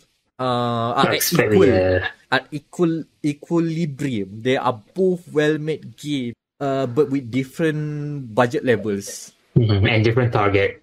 Yeah. That's why. So should we now go for the cons of both games? Oh yeah. We're gonna go there. So Mac, you'll take Hot Wheels, I'll take Forza. So the cons for this game, man. I know Daniel's been waiting to say this. Okay. So the problem with Forza Horizon 5 is that it's a good game, but goddamn the bugs, man. This game, I don't think the bugs that existed in Forza Horizon 4 isn't as severe as this one, because this game is an online hybrid type of game. So you have to do some challenges online. And before the current update, you have a chance that you might be racing alone, because you might not even see your opponents or your teammates. That's how broken it is. And not to mention, one of the fundamentals of an open world racing game is that you can travel together with your friends. Nope, it's still broken until now. Not to mention the fact that they have I think, for content creating, they are the most strictest for some reasons. Since I think the October, they launched on October, and 2 weeks ago, someone got banned for using anime Booba skin. So take that off your wheel. And I guess for I know, if you see, big outlets say, oh, this is the best racing game. Yes, I agree with them, but it is flawed, super flawed. And it doesn't, it betrays someone as, a long-time fan of this series, like myself, playing this and then just, being hampered every time I start to play a multiplayer match or whatever, which is just disappointing. Basically, it went from, for me, personally, it went from an 8.5 to a 7.9. It's not even an A minus. It's a B plus. Okay, I feel calm down. I feel let it all out. Yeah. Okay. Alright, cool. Now, because we've have prior discussions on this topic, so I know that's why we framed it as a civil war of sorts. Because I'm totally on the other side, and I will reveal more later. But in the topic of best racing games, okay, so if you're gonna go with the cons, Hot Wheels Unleashed is very understandably have a lot of faults, stuff that the developers didn't expect, or they just didn't have time to properly implement. Like stuff like have a proper way to browse user created liveries. At launch it was like a toss up of you can just see all the recent liveries. So and there's no like system to not levitate, what the word, push up the top, the better liveries that are made by the community, and stuff that they overlook, like weird sound effect noises that gets grating over time. The sound mixing was a bit off, and also stuff like we didn't expect the community to abuse our very loose track limits so they can post 10 seconds lap times on the leaderboard. We didn't expect that. Despite showing that you can cut courses on the reveal trailer. Wow, what a move, man. But at least they know now. So you get to see milestones like we are out of depth on this one. That being said, a lot of this stuff is like it's similar to Forza Horizon 5 as well, that most of the stuff, like all these small faults, are being fixed and being addressed as we speak, which makes us in an awkward position where we can say the game's good, but if we say the game's bad at the moment, do we look like clowns if we didn't give this either an award, or should we maintain our position of awarding the game as it is at this point of time? It's a tricky position, but we have to take a stand. Oh, this is tough. That is tough.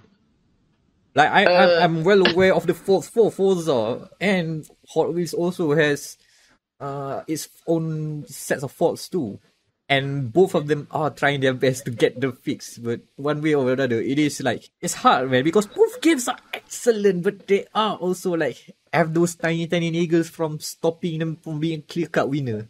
It's a very hard position.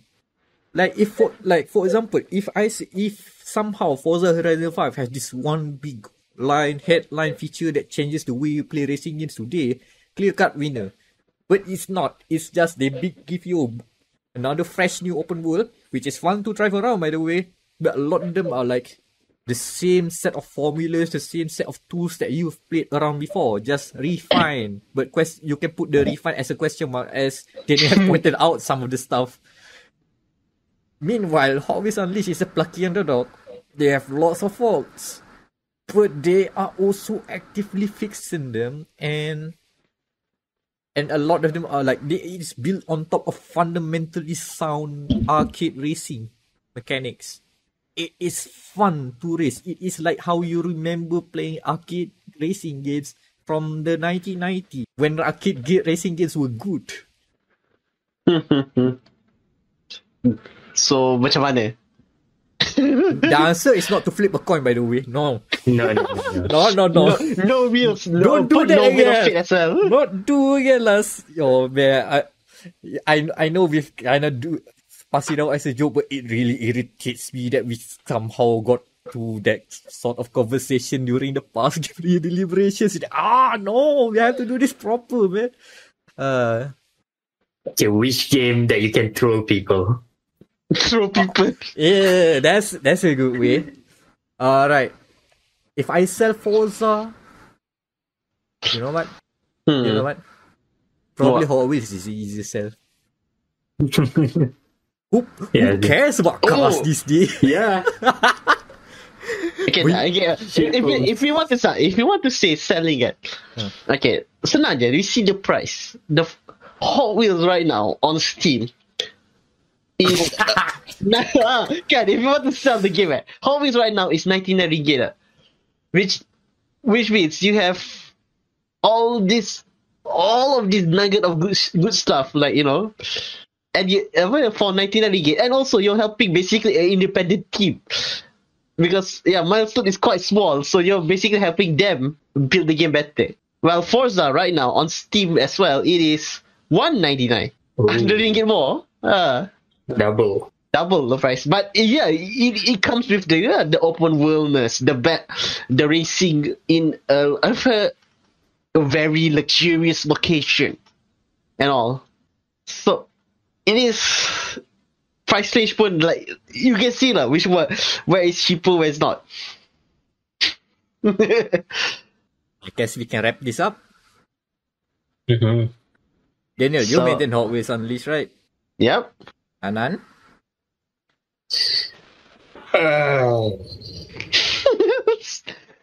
Both, both sides like have very That's why, yeah, both are compelling good games. points. If I pick one over the other, it's like being unfair. And It's like so Max let me versus do the Lewis. decision. It's Max versus Lewis again. God damn.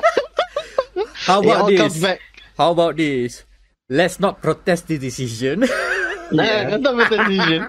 and see the title. I think Hot Wheels Unleashed is best racing game of 2021. Yeah. I mean, by merit of being an underdog, they deserve the prize. I think They did more more than expected. than Like, expected. Pretty unexpected, I'd say. People don't expect a Hot Wheels game to be this good. Yeah. And now I think people are now looking at Milestone with a bigger magnifying glass this time. Like, these guys used to make the MotoGP, which are good, but they are bike games. So, smaller demographic. Yeah, I believe it's smaller graphic. Don't quote me on that. I don't know. I don't follow the stuff. But you know what? Hot Wheels as a licensed title that has like finally get a good game for quite a long while. This is one of the I think Daniel mentioned it and I will mention it again because it was in the review, one of the best Hot Wheels game in recent years. And it somehow made us talk this long to not give Forza Horizon 5, which would have been by default Yeah. a run of its money. I think Hot Wheels Unleashed is like, it deserves the accolade just for doing what we didn't expect, and I think it's in the spirit of the awards lah. I think we all gotta Yeah, look for the I guess so, yeah. underdogs. I mean, we are technically the underdogs. so kindred spirits, I guess. Yeah, So yeah, congratulations to Hot Wheels Unleashed for winning Best Racing Game of 2021. Yeah. That's a long deliberation, man. Like 20 minutes, anyone. For 2 games. Nominees. And you know the best part about all the mudslinging and everything, right? Daniel, you gonna finish the playlist after this? Yeah. You gotta still play Forza. We still gonna play Forza. Forza's still good despite it was just not good enough to edge out Hot Wheels Unleashed, our collective game of the year winner for best racing game.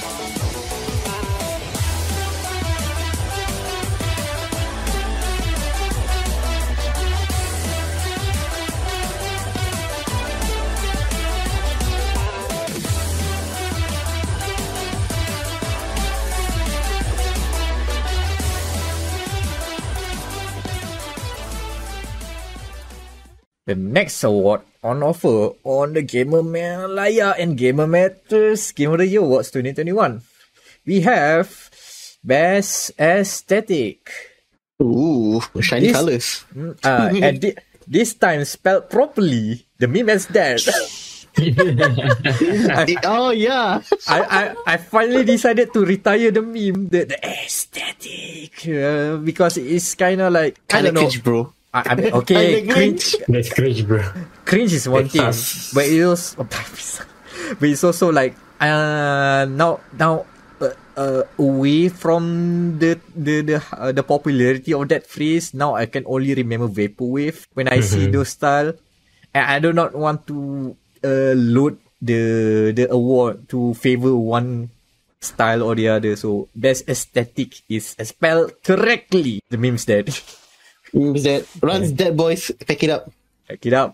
But now we're gonna celebrate the games that have made some very distinct audio-visual experiences that we will remember, that we have remembered throughout 2021, and that should be awarded. So Daniel, can you read the nominees? All right. So for Damn it, I want much. There's too many.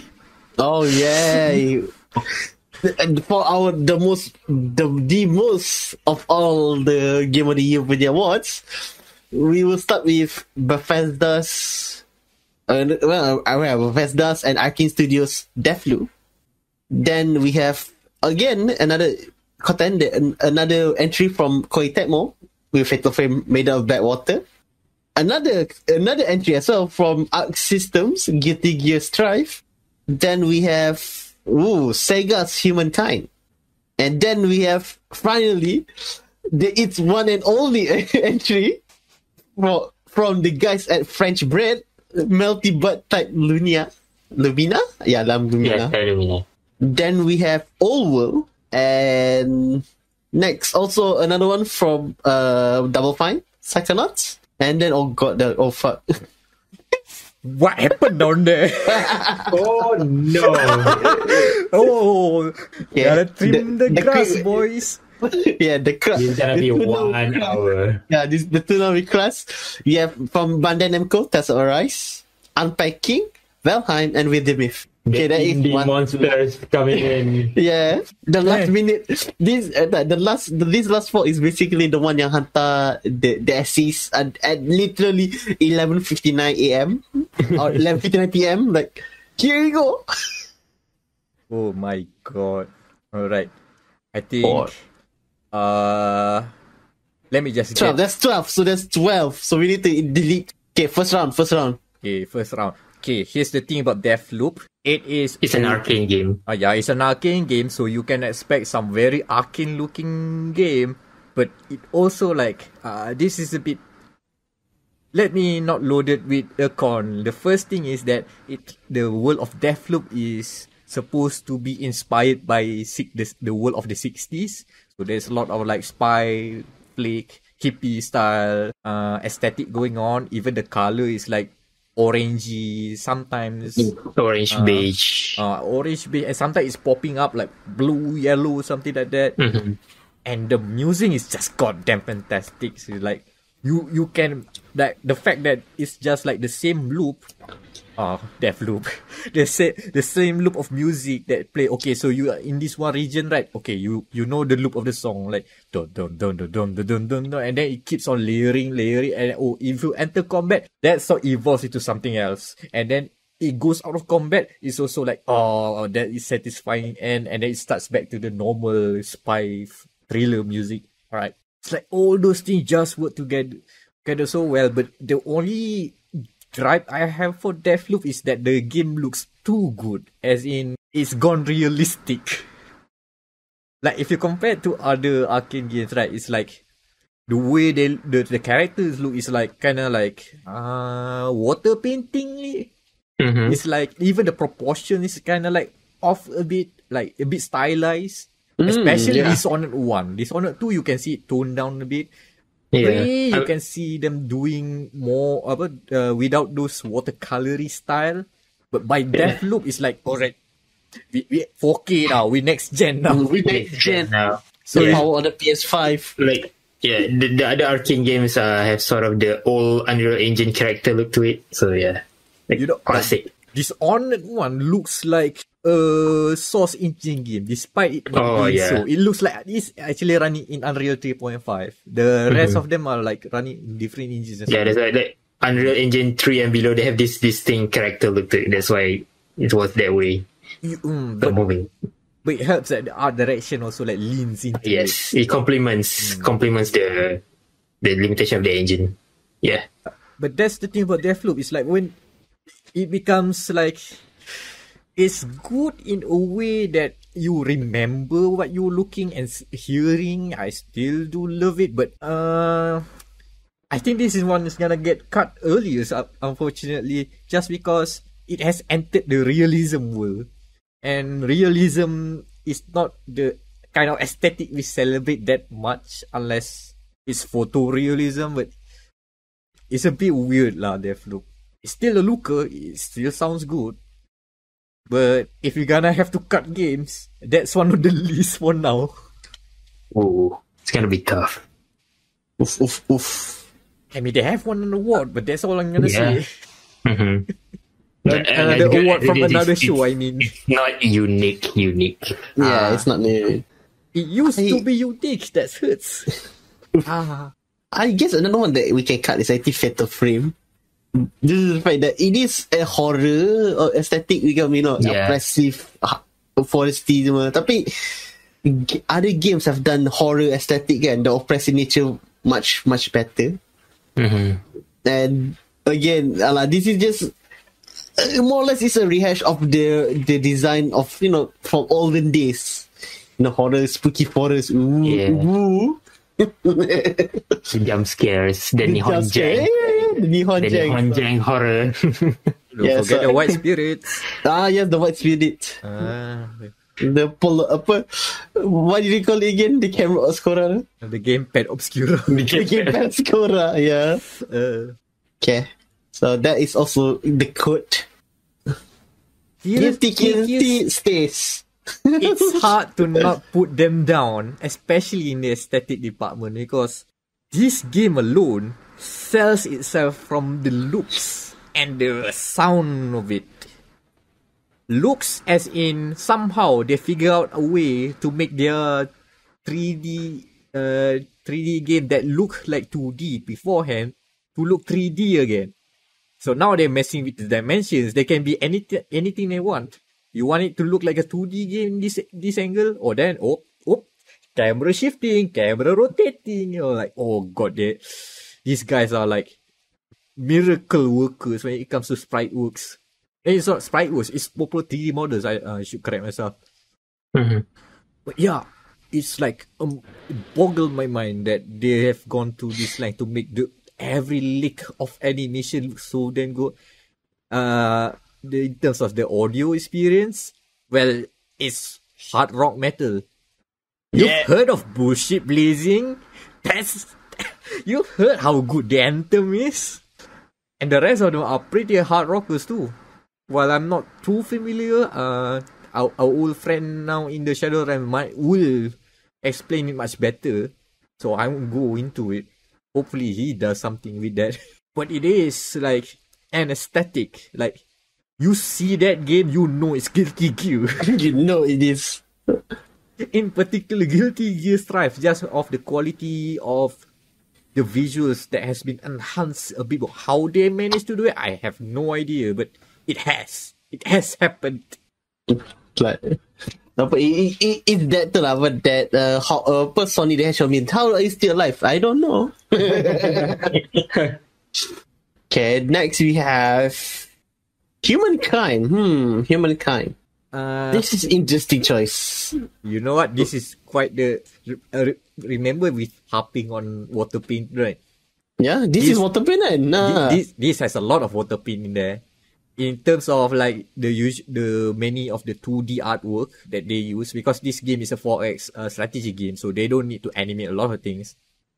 Even if most people will just turn off animations when they play this sort of game. So the thing is with the looks and the visuals is just alright. Yeah, you look at that, you can clearly tell apart this game from what other games that are put on the list. If you look at the visual of the Gamer Malaya and Gamer Matters Game of the Year Awards 2021 image collage, which you guys haven't seen, but I have, you can totally just point out, oh, yeah, that's the guy from Humankind. That kind of distinct. In terms of the audio department, how they use music, I love them dearly for this. They use an orchestra, but they don't use full orchestra. They just use the bare minimum. Maybe like a quarter of a full ensemble, I guess. But they just use all the manpower just enough to make some distinct music that, I can listen this for 2 hours. While I click next turn every time. So that's the sort of game of Humankind. And the most satisfying of all is that you know how the game can, at the end game, when you have all your cities developed, you have all the tile being exploited, you have all the buildings start to form around, and you just see all this world already filled with the progress of Humankind. It's just wonderful to look at. It just looks so pleasing. Of course, it's like buildings and pollution, stuff like that, but it's just so easy on the eyes to just look at them and like, this is my time spent. 6 hours clicking next turn. One game, please. One game starts 8 hours. Is it 3 a.m.? One more turn. they don't they you humankind has the rap of like trying to be like civilization. At least in terms of aesthetic, they've distinct themselves from it. Especially the UI. The UI is not there, which is good. There's nothing to obscure you from the artwork and the visuals. That's humankind. Oh, okay, this is interesting. The old world isn't out yet. Not out yet on Steam. Oh yeah, it's on Epic. Okay. It's on Epic. That's interesting. God damn, I've been hoodwinked, bamboozled again. Okay. We're gonna continue the 4X combo, right? Yeah, Okay. yeah, the 4S combo. So, this one is interesting. It looks... I cannot put my hand on it. It looks... Familiar? Yeah. Okay, look up Civilization 5. Okay, now I know why. The fun part about Old World, in terms of the aesthetics, right, is that the game does have a link to the Civilization series in the form that the leading game designer used to work on Civilization, but not the Civilization you think. He worked on C4. Yet here is Old World looking like a C5 game, which is... And you know what? After the response to Civ 6, and if you look at Civ 6, you know why, people gravitate towards Civ 5's brand of like realism in terms of the how the world map is displayed. And Old World embraces that sort of aesthetic. Well, the fact that you can even confuse it to a Civ 5 screenshot, if it weren't for the other UI stuff that kind of like tells you what it is. The crazy part about Old World is that, like, this is kind of the opposite of Humankind. Humankind uses like a lot of like original soundtrack composed by themselves. Mm-hmm. In Old World, they use licensed songs for a game set in the classical world. That's like ancient Greece time, like ancient Persia, the ancient Egypt, Rome was big that time. Yeah, that era. The fact that that's interesting. That means they uses music from that era lah. It's like performed by modern artists, but based on that era. So if you play as the I forgot. There are a few cultures there. If let's say the Egyptians, you hear like Arabic songs with Arabic lyrics. If you go into Rome, you have different songs that play, but they are all like performed by modern artists. One of the songs is actually played by the Grammy Award winner that composed a song for Civilization 4. Oh, the fact that the game has a streamer mode that disables copyrighted music says a lot. Oh no! Oh no! This is a game that have copyright music that you have to put on streamer mode. Oh no! Oh, and it's the songs that you might never heard of because it's it's classical music, like not classical. Oh, it orchestra. Might trigger the old classical punya YouTube ni tu. Yeah. Interesting, like content ID. That cool. Yeah, and there are a massive music library. That's why I keep on clicking left next turn on Old World. Music is so good. Oh, so that means it's quite hard then to cut it. I was thinking of cutting it out, but oh no. Don't lose hope yet. We can discuss. I mean, I'm excited about those games, but still. Yeah, my discussion is using Maybank to you. My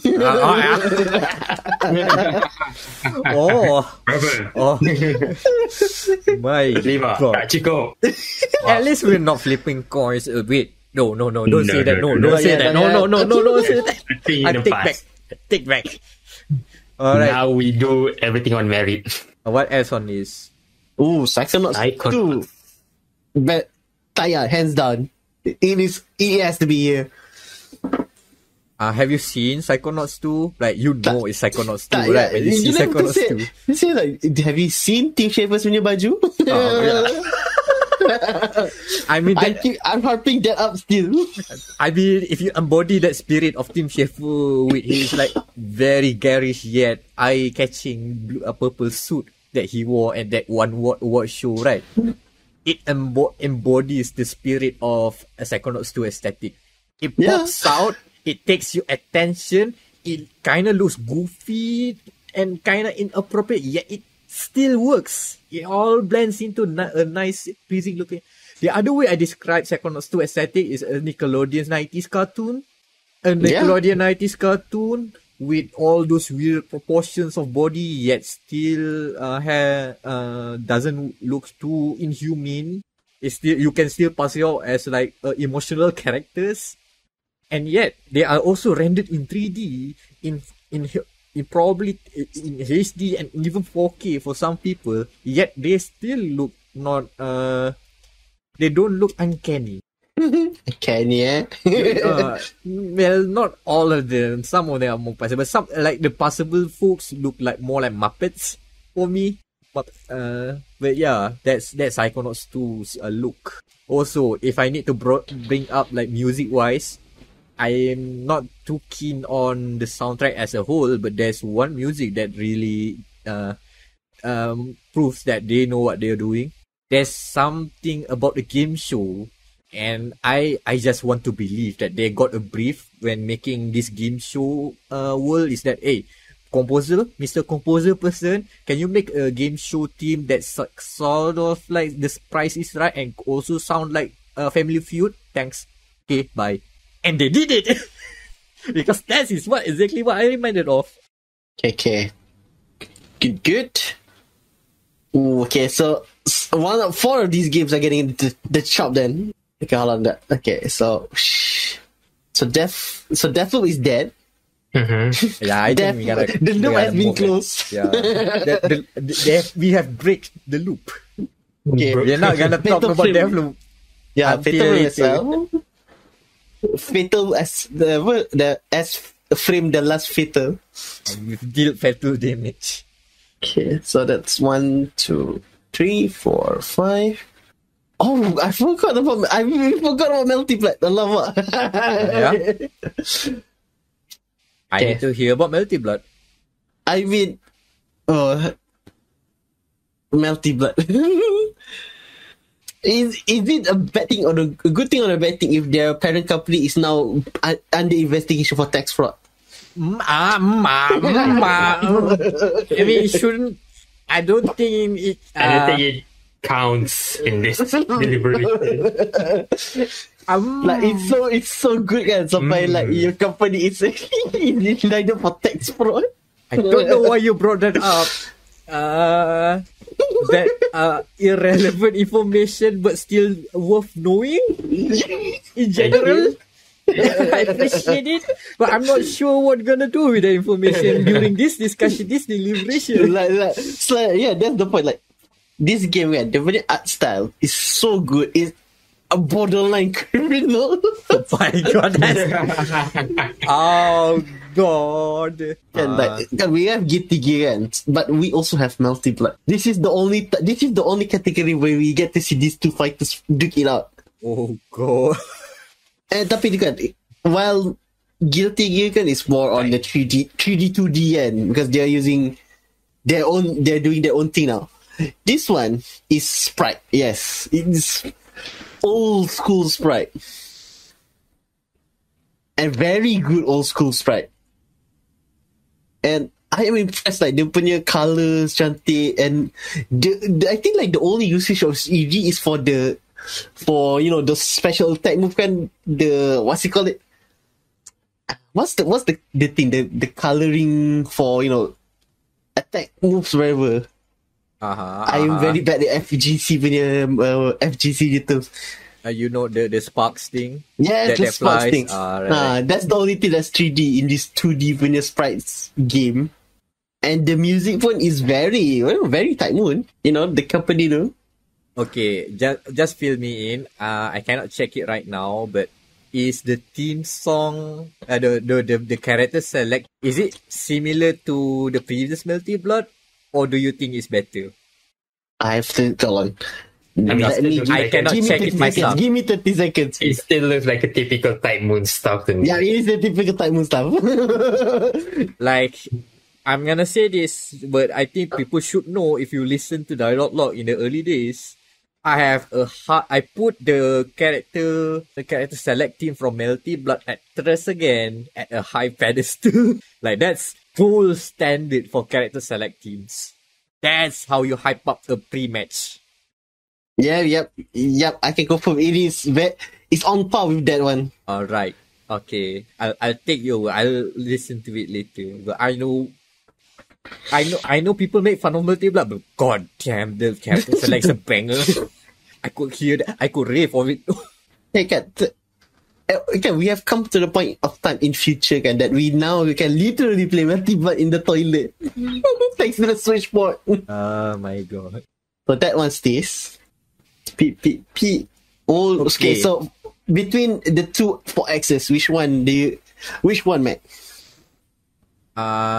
Here's the thing. I think we can keep them two in the running for now, but if I'm gonna put a weightage, Humankind takes it just a bit.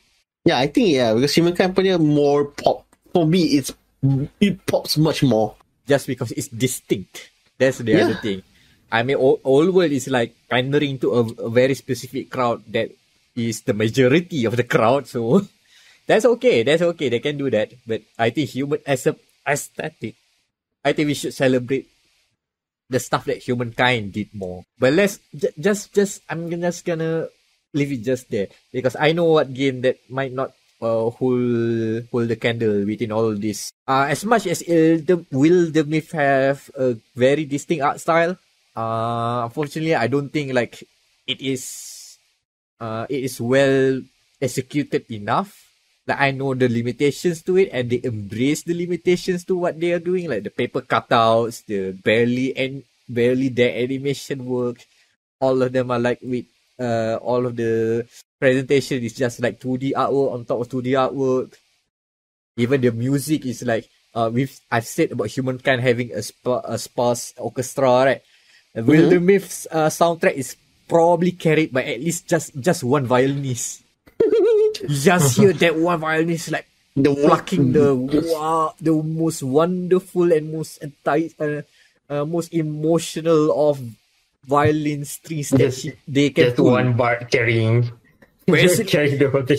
Yeah. I mean, it fits the mood. It fits I mean, they are also like a small game, but man, I kind of like the quickness of it, but I think like there's just a little bit of jank that I don't think it can hold. Like the UI looks weird, like looks unfinished still. I still don't like the UI. It feels still like an early access title in that way. That's why I want to cut it. But the aesthetic is definitely something of a looker, just not enough. I'm willing to cut that from this massive list. Very massive list. Very massive list. What else we can cut? I guess Unpacking. I don't know. Like, unpacking is interesting. It's also technically sprite woods, right? Yeah, it's just sprite work. Is it Sprite? I mean, it's cozy kind of sprite work. What else can I say? That's the thing. What else can I say to keep it hanging there? Like, I'm not sure about the music also.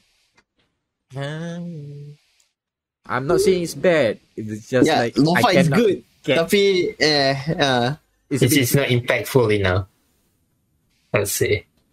I mean, the aesthetic does not define the game of Unpack. At least it makes people think of it.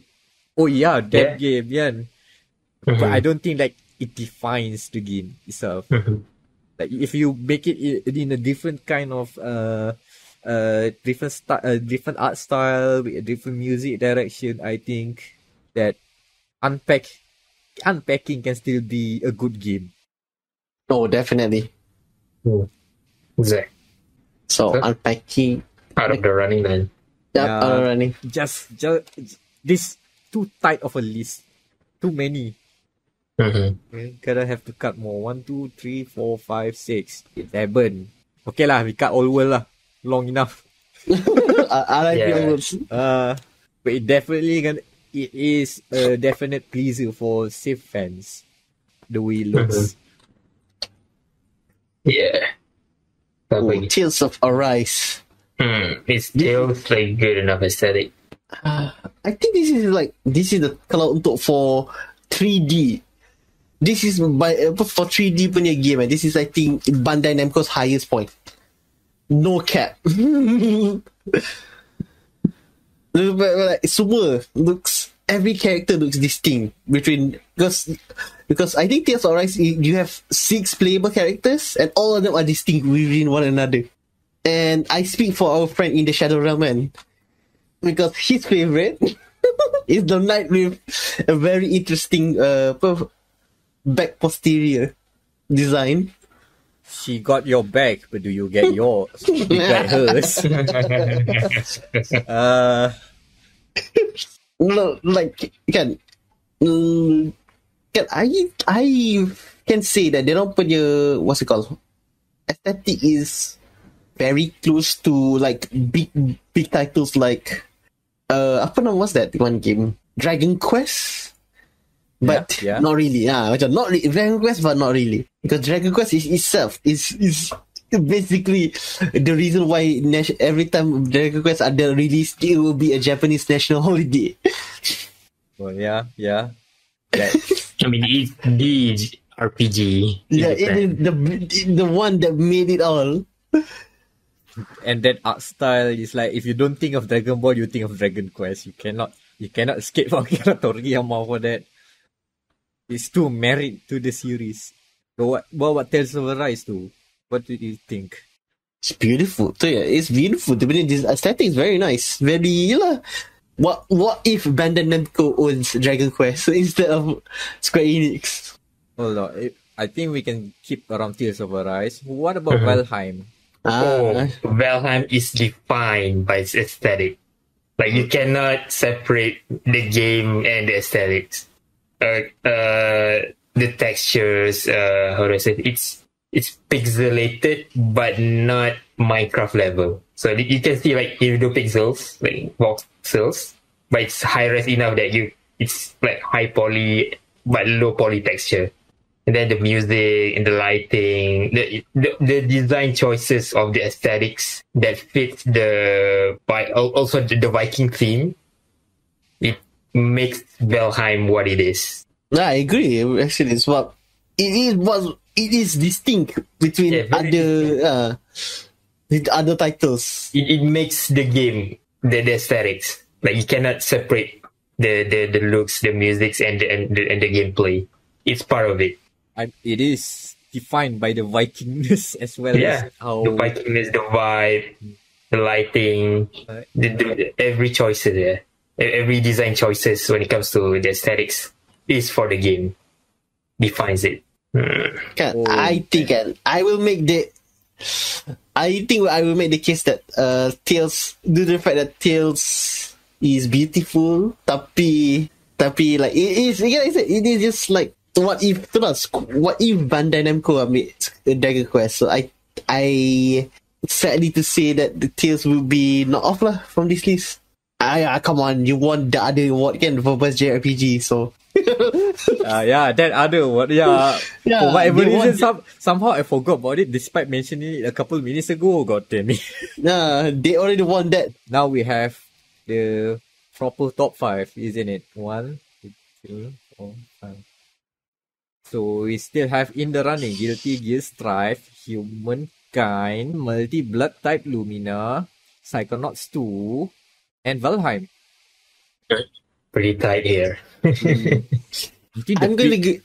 okay, go first. The biggest sin for Guilty Gear Strive is that Guilty Gear has always got the good aesthetics nailed in. Yeah, so technically, if they win this, the next game dia tak boleh menang. It's hard. Like, I know that they work on those stuff to kind of like shift the angle a bit and play around with,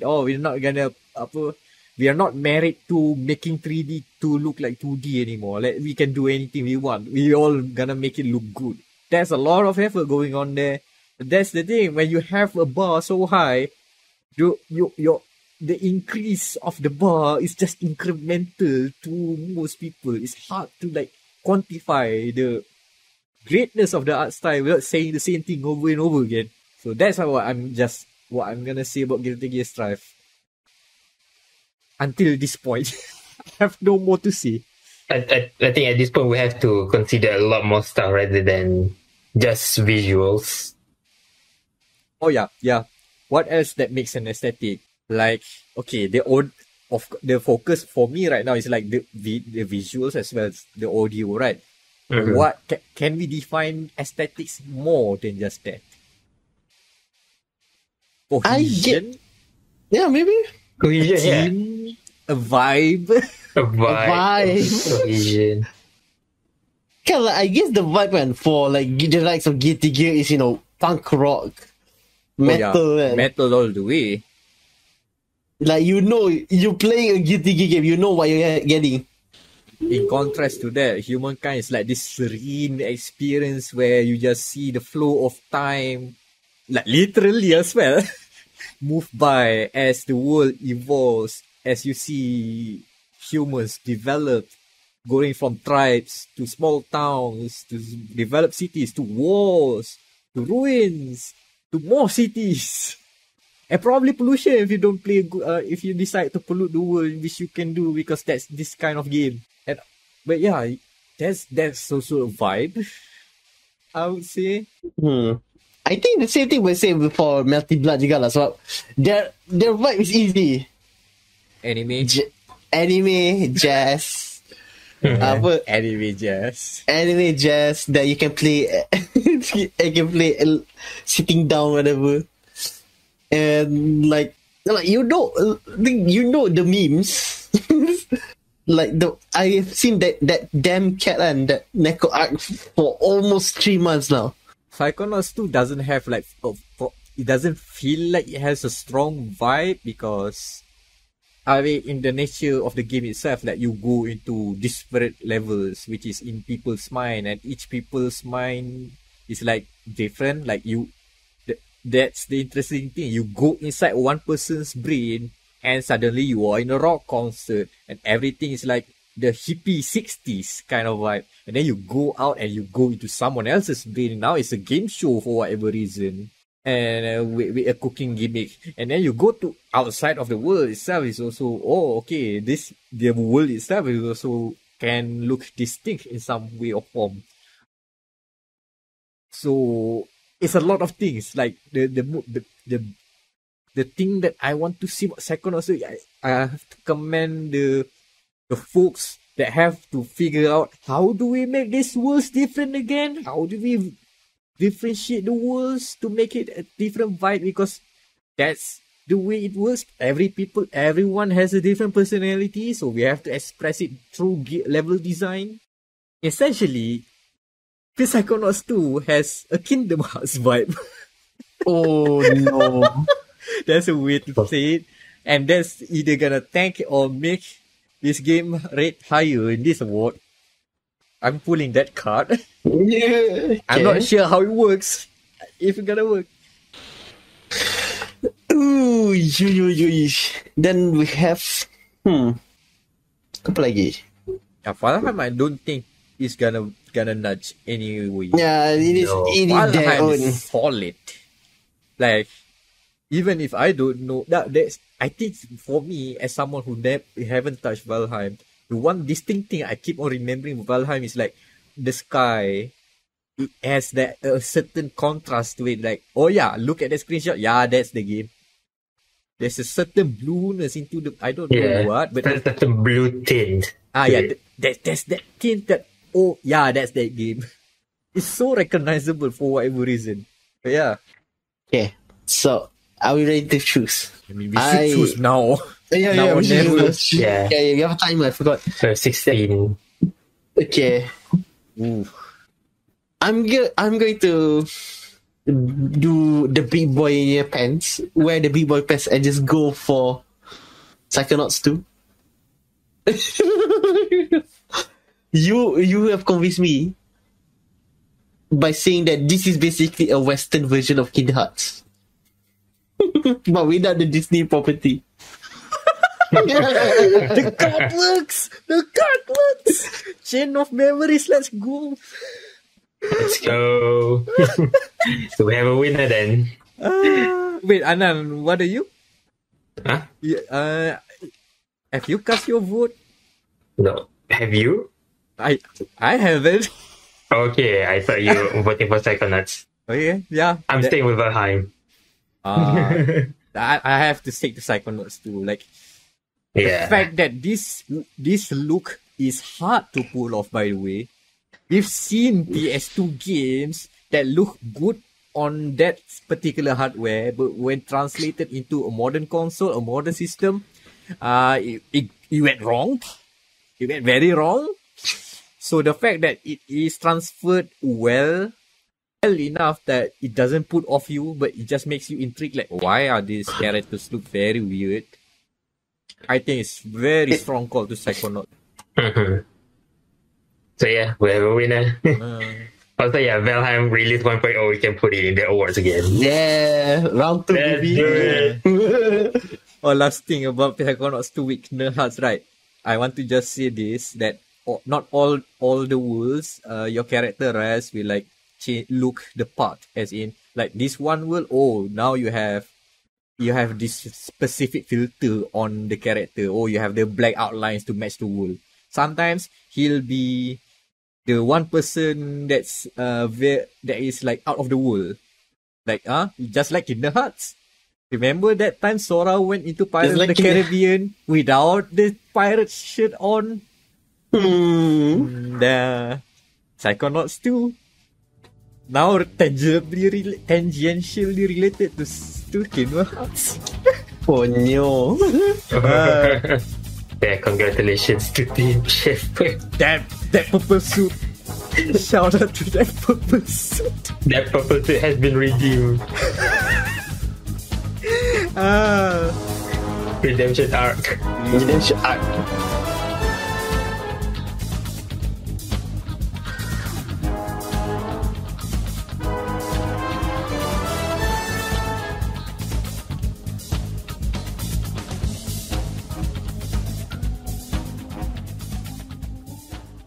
Next up, we have Best Story.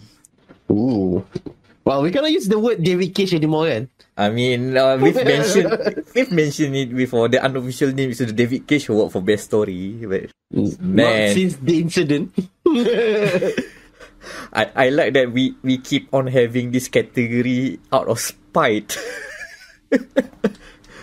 But here we are now looking at the games which have the best story that we enjoyed from 2021. And yeah, it can be in different forms. There are various ways to tell a story. Some of them can be captivating. Some of them can be experimental. Some of them can be bad, but the bad ones are not here. This is just the best of the best. All the good games and boys can be here. Yeah. Sorry, David Cage. Anyways, Daniel, nominees? Alright. The nominees. Okay, so for the first nominee of our game, we have The Forgotten City. Yeah, it is a good story. I can give my thoughts on that. Next we have Outriders as a story. Wait, it has a story? That's why. Ooh, I want to hear about this. And then we have Psychonauts 2, which is, I also agree. Next we have... Wait. Hold on. Next... Oh yeah, my screen just was on... Sorry, apologize for that. Road 96 and Samurai Warrior 5. Okay. Now that we've pre-selected all these games, right? Beforehand.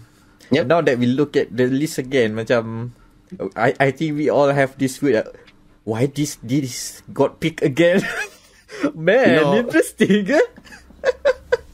What did you thought of when we put all of this together? Yeah. Like, okay, so for context and for our listeners, this story is a wide term, very wide term, because at once I think one of the Gamer Awards, the Crew 2 was in best story due to the fact that there was one outlying mission where you had to save a racer after he crashed, and that to me, like, wow, this is actually quite good storytelling for a game about racing cars.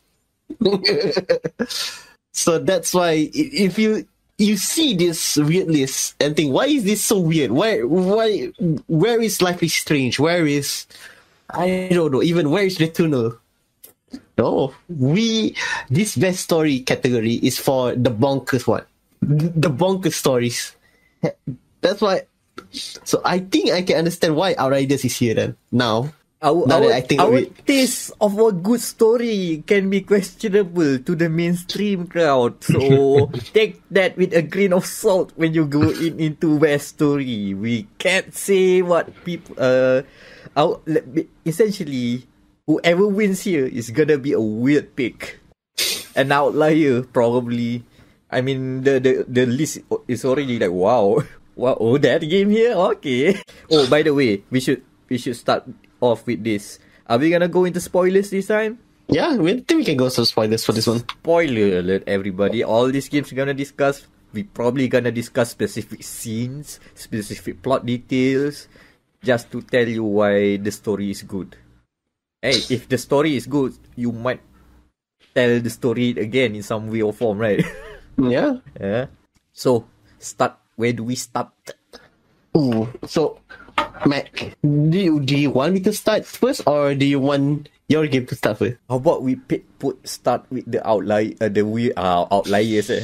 Outriders. Outriders. Okay. Outriders is a wild pick here because if you don't know, this is a looter shooter from Square Enix, and people can fly. The thing that is remarkable from this looter shooter, outside of its, from my experience, a decent RPG mechanics, is actually an interesting story and world building, and the fact that it is capital G grimdark. I remember. Games Workshop. You feel like Games Workshop's vibe of everything is depressing, everything's gonna die, what I gonna do? Outriders feels that build so strongly, and if you think about it, People Can Fly have made this sort of stories before, like Bulletstorm. So the thing about Outriders is you are basically a fish out of water. You go into this nice new planet as an explorer, right? We go to the new frontiers. Hopefully, we can rebuild humankind again. Wow, look at all this scenery, all these nice things. And then suddenly something bad happened, and then you go into cryo sleep, and then you wake up 10 or 20 years later or something like that. Oh, shoot, the world's screwed up. Everything's grim and dark and desolate. Oh yeah, that cheery girl you meet during the launch when you arrive first at the planet. Now she's a badass, hard-ass veteran that is pissed off every time. Oh, your favorite uncle, Polish uncle who's always like laid back but also pessimistic about life and everything. Yeah, he hasn't changed by a bit. He just has grey hair. But the fun bit about Outriders, because you get that perspective of being like you were out of the world essentially, and then you got back in and then see what the heck has happened. It is justified that your character also like goes, what the fuck? What's happening? Like, it's something like, you know how Fallout 4 tried to do that kind of story, right? The cryo sleep thing, and then the world's messed up, huh? But it kinda like didn't land much. I think Outriders hit it better. I mean, it's not like a high bar to clear, I know, but yeah, that's what sticks with Outriders. Like, everything about this is just sad, and like every type of story moment happens is just, oh god damn it, somebody's gonna get hurt or die, isn't it? It's just depressing. And then you have your character sometimes make okay, alright, sure. And then when stuff's like the optional quests, they go a bit Yakuza in terms of we do like silly haha things like, hey, go and fight your way to try save this commander. We really respect this commander. We hope he is a true hero. He needs saving. You go through all the way through the corridor, everything, fight through all the enemies, and then you find him. Okay, and then pop, died by some random thing in the background. So the mission, have you saved him? Awkward pause. If his body counts, does his body count? I think that's outrageous. I mean, it's not. I don't think like it's a bad story, but I feel like it deserves a spot here just to show that you can tell a depressing story without wallowing out within it. Like it tries, even like the fact that it has an ending. The ending sets up the end game mode, right? It ends it ends strong with kind of like a hoorah, but a hoorah as in the world is now a bit worse, less worse. It still earned the crescendo of a payoff of an end of a story, even though the world is still in a worse state. Hey, we now got all the resources that we can rebuild humankind again, dropped as supply pods. Also, all the enemies are much more harder this time around, and they are trying to hoard those resources. That's the end game for you. Go play it again. So yeah, that's our writers. Yeah, it's pretty good compiling argument, because it is quite interesting to explain how the Forgotten City works. Because from the left there, you see the chaos that is, Outriders itself, and then you go on the left side, which is the Forgotten City. Totally different. It is more of a mysterious vibe instead of the more grimdark, because it is, first and foremost, it is an adventure game.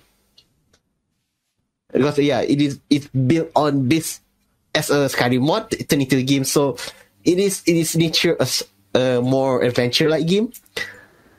But its storyline goes beyond the fact that instead of it going, one way, like why is this city forgotten? Hence the title.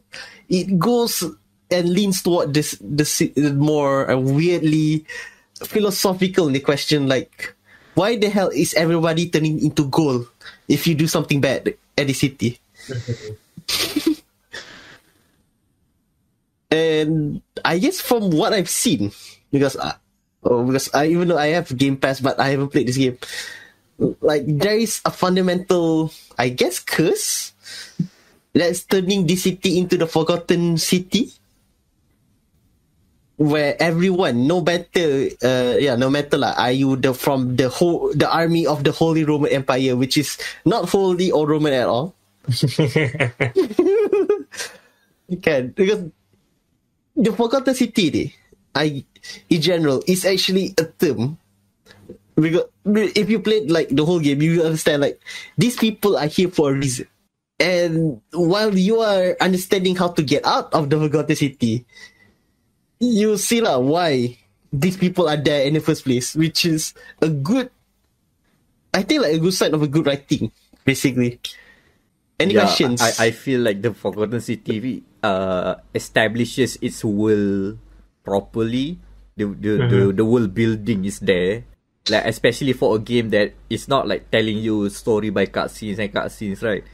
It's rather you unraveling the mystery via your own exploration around the city, around the whatever the people are there and anything. So yeah, that's a strong narrative hook to it. It's a story without telling you a story. Yeah, it's a difficult device to wield. This kind of storytelling, kind of hit or miss. And this one, Forgotten City, pretty much hits it, right? Yeah. Imagine if you get the discovery jumble out, will the same will the same discovery cliff the note that the writers want to hit got across to the audience if they discover it jumble up, or in this different order or something like that. So we have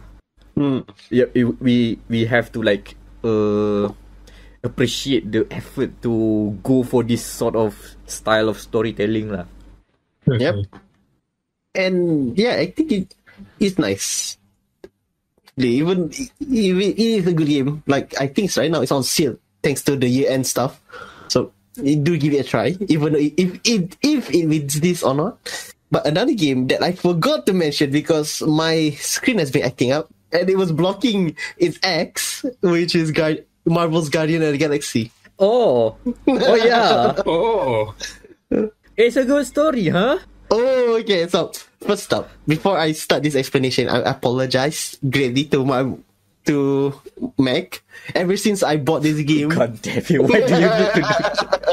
You know that if you try keep on fanning the flame, it gets worse. If you just don't mention it, I don't mind. The Trashfire burns more. No. We're not there yet. Relax.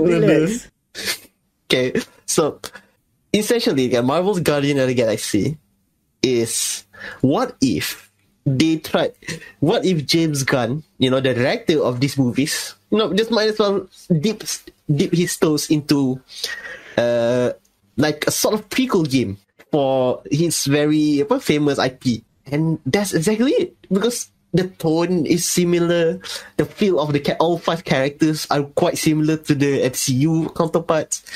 The only thing that's different is the faces, because goddamn, trying to license Chris Pratt is probably more expensive than the game budget itself. And I guess the writing is very good. Like, because you can tell the guys at they have been fine-tuning it into a very fun action adventure game. Like, I can give you an example. Early on in the game, there was one part where you can influence which of your party members are going to get captured, so that you can spring them later on in the game. But the writing is so good. Like, yeah, maybe you should give the walking plant as the hostage. That way you can blah blah blah, blah etc. Destroy the enemy.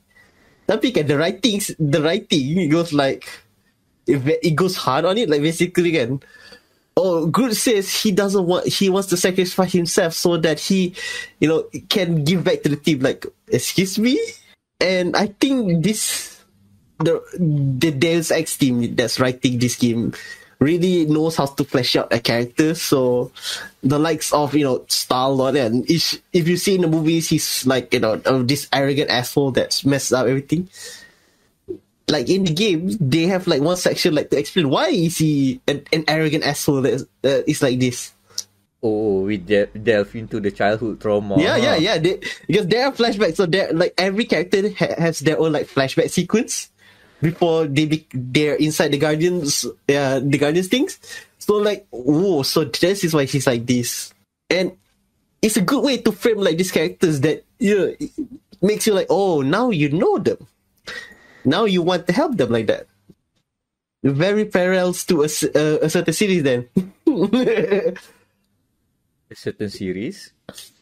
Like, I think like the writing for Guardians, it's more I think they are not a certain series, like their sister rival, basically that's their rival IP for Marvel, which is Spider-Man.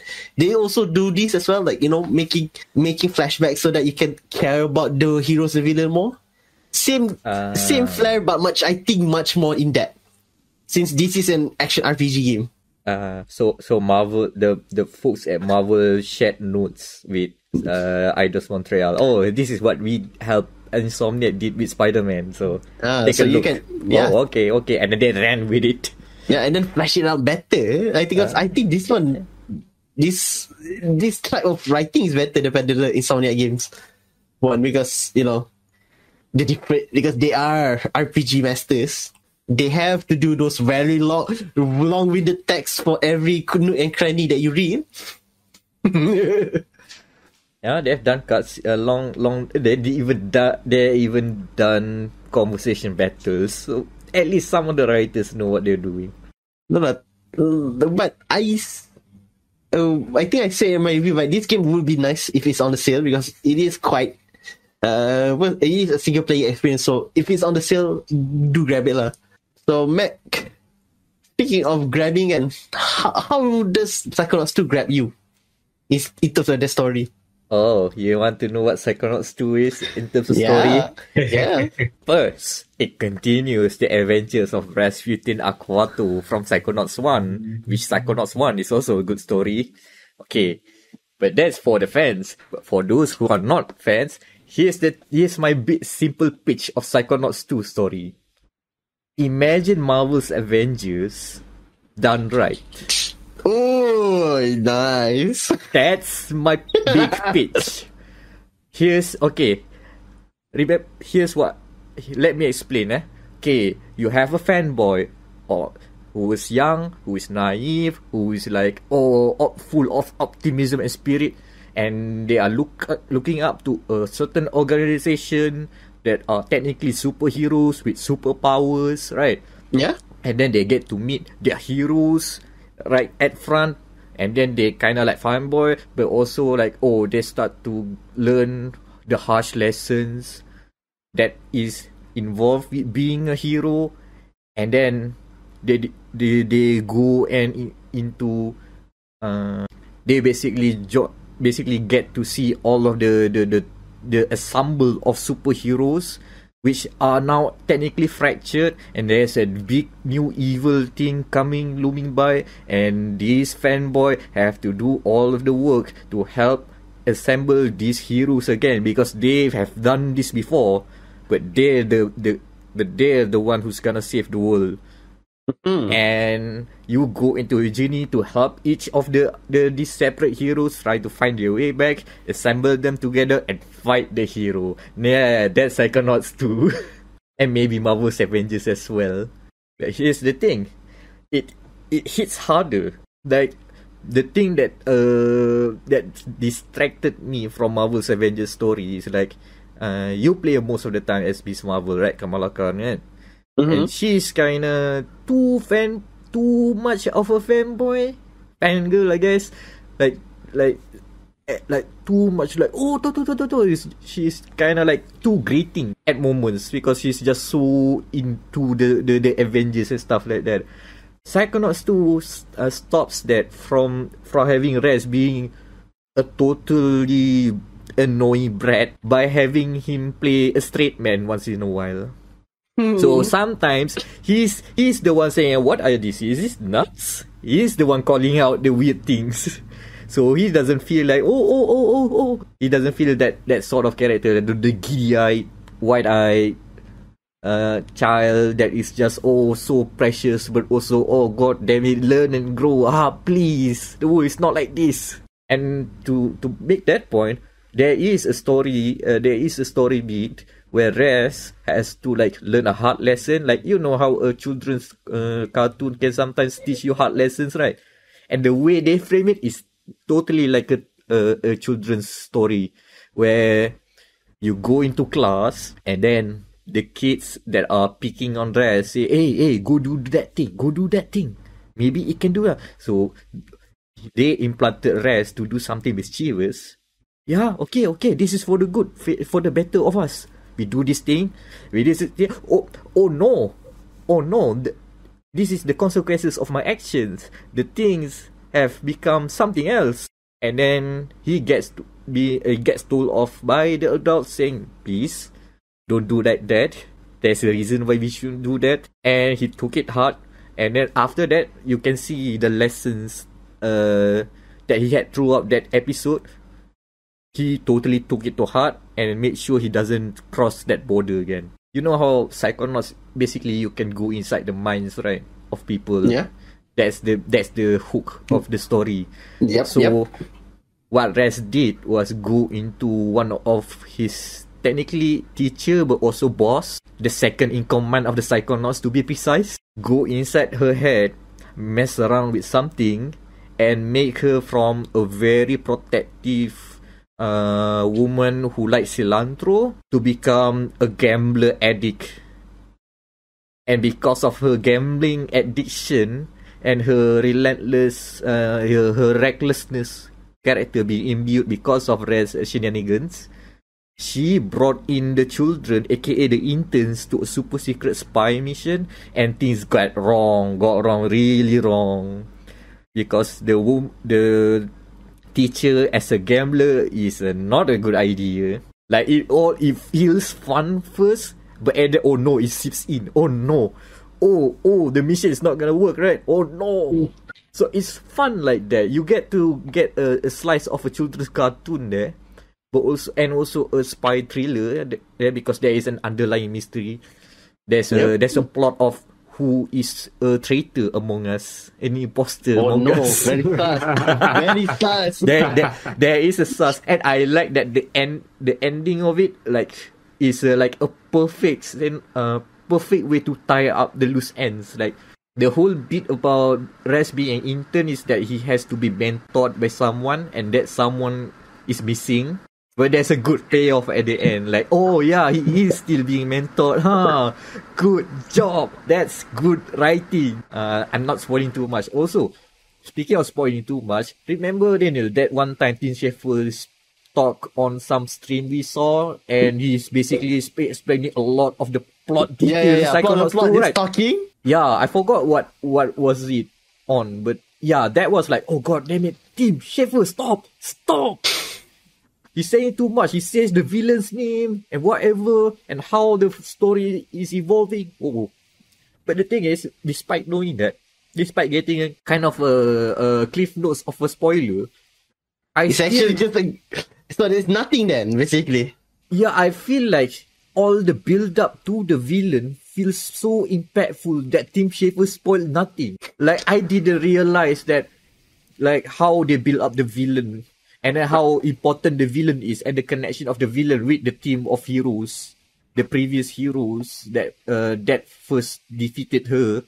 And then apparently that halfway through, and then I discovered, oh, this plot is the Avengers, because you go to find all these old heroes which are so highly respected that if you go to the Psychonauts HQ, there's like a big giant stone mural, like an ancient script or something, showing, these are the I forgot, they call it the Fabulous Six or something. The Fabulous Six. And there's something like they have a name for them. Basically the Avengers lah. And there's like, oh, this guy has the power to talk to plants. Oh, this guy, I remember. That surname is from Psychonauts 1. Oh, this girl did something this. Oh, impressive. And then you get to see, the aftermath of the final battle, because everybody is in disparate conditions, which is also play into the theme of Psychonauts 2 because of mental health. Like, you meet one of the heroes, and he's just like lamenting and like feeling sorry for himself for doing unquestionable things to stop the evil before. And also, he has like other baggages that he needs to sort out. So it feels like, oh god, there's like the issues are not like it's not like Psychonauts level of mental sickness. It's more like things that can happen to every one of us. Something like being too judgy to yourself, that within your mind, it becomes a cooking game show. Something like you feel like you are in a sensory deprivation, that you have lost your senses. So you go inside the brain, and what ended up being is a get the band together story of a rock concert where all the rock members are the senses. Taste, sight, sound, smell, that thing. So it's a creative use of the world building to tie into a story, and also to tell you some good life messages and good values. And it can also be a comedy, because Tim Schafer is a funny man. He still writes silly jokes. There's a lot of puns there. Also, the pancake conversation. There's a fun pun about getting a baby being displayed as being manifested as a roulette table. It's a game of roulette if you're getting a baby. Oof. You gotta bet, man. You gotta bet this time. Come on, roll a baby. Oh no, try again. Let's the gacha style then. Yeah, it's basically telling you getting a baby is a gacha system. Yes. But in that particular story, it's like the house always wins, so you need to like adjust the rules a bit. Oh yeah, by the way, we're speaking of gambling puns, right? There's one moment where in a flashback, you keep on hearing about an old person called Dr. Potts. At first, you see a scene and you say like, Dr. Potts, oh, we are very thankful of you of getting all the surgeons, getting all the patients healed up. Okay. And then the second bit, where you go back into the same level, the same brain, but now being gamblified. They have the gamble edition coming. And then you go back, oh, baby, we've scored a hit. Oh, lucky hit. We've scored, heal everybody. Thanks. Congratulations, Dr. Pot. No, call me Jack. Jackpot. Jackpot. That's a very subtle pun. Oh man, I love that. It doesn't make a fuss of it. Wait, if you spot it, you cheeky bugger. Yeah, that's Psychonauts 2. Psychonauts 2 is just fun. The only I think the only, not bad thing, but the only thing holding it back is like, you've seen the story before. It's just like, so well executed. So awfully. What else we have? This is my choice. Samurai Warrior 5. So, okay, right. After the disappointment of this one certain series lah, I don't know, it's called DW9. Can like nobody expects Koei Tecmo to come back. Basically went back to the drawing board and just say, okay, what do we need to do to make our our Japanese side of the this very ancient battles of wit and power, while also slashing down thousands upon thousands enemies. And I know, let's make it a prequel. Let's make the main character of our previous game younger and hotter, and then make it into like, I don't know, what's popular right now? Naruto? Boruto? Okay, let's make it like Naruto then. Boruto's father. Yeah, make a prequel about Boruto's father. Let's do that. Then Samurai Warriors 5, huh? Yeah, it's technically a reboot. From what I understand, Samurai Warriors 1 to 4, they kind of like move on chronologically. Yep. They keep on advancing through the Sengoku era, the medieval Japan times. But for 5, they reboot, they change the art style, they made Nobunaga hot, the rest of the cast hot, essentially. And they made a story of dueling heroes with different philosophies. They are at sometimes close friends, at other times close adversaries. Yeah. Like a certain very long-running manga series. I wonder what. Nobunaga Akechi! Nobunaga Akechi! Yeah, I do love like the dichotomy between these two. It's like it makes playing the game like very fun, because at one point in the chapters, you can play both sides. So let's say you just defeated this one very big castle as Nobunaga, and then there will be like 1.5. Oh, you can play as the other guy, as Akechi now. See what he does when Nobunaga doing Nobunaga things there. But I also like the way that they try to do storytelling with whatever the limited capabilities of the gameplay. Like there's one point in the Nobunaga campaign, right, where things start to fall apart. Hey, that guy from that area that we survived, they're coming in as our allies, right? Right? Halfway through the game, halfway through the session, he appears as an enemy. That's how they deliver. They just deliver by voice line, and they deliver, that character plopped down into the map. But instead of an ally marker, it's an enemy marker. Oh shoot, we have to take him down. God damn, that betrayal. But it's just delivered in just the simplest way, but effective. It works. Oh yeah, no seppuku right on screen. No. Yeah, This is the. I think this is the first time like this is just a straightforward, like a straightforward prequel / a reboot in style. So it is interesting, and I wish the next game they will follow this way because like everybody likes it. For me, to give it like basically 4.5 stars. Everyone likes this type of game, and the story is bonkers itself. So, who's that kid again? I forgot. Tokugawa, is it? Yeah, Tokugawa Ieyasu. Yep. Yeah, that's the best example of a.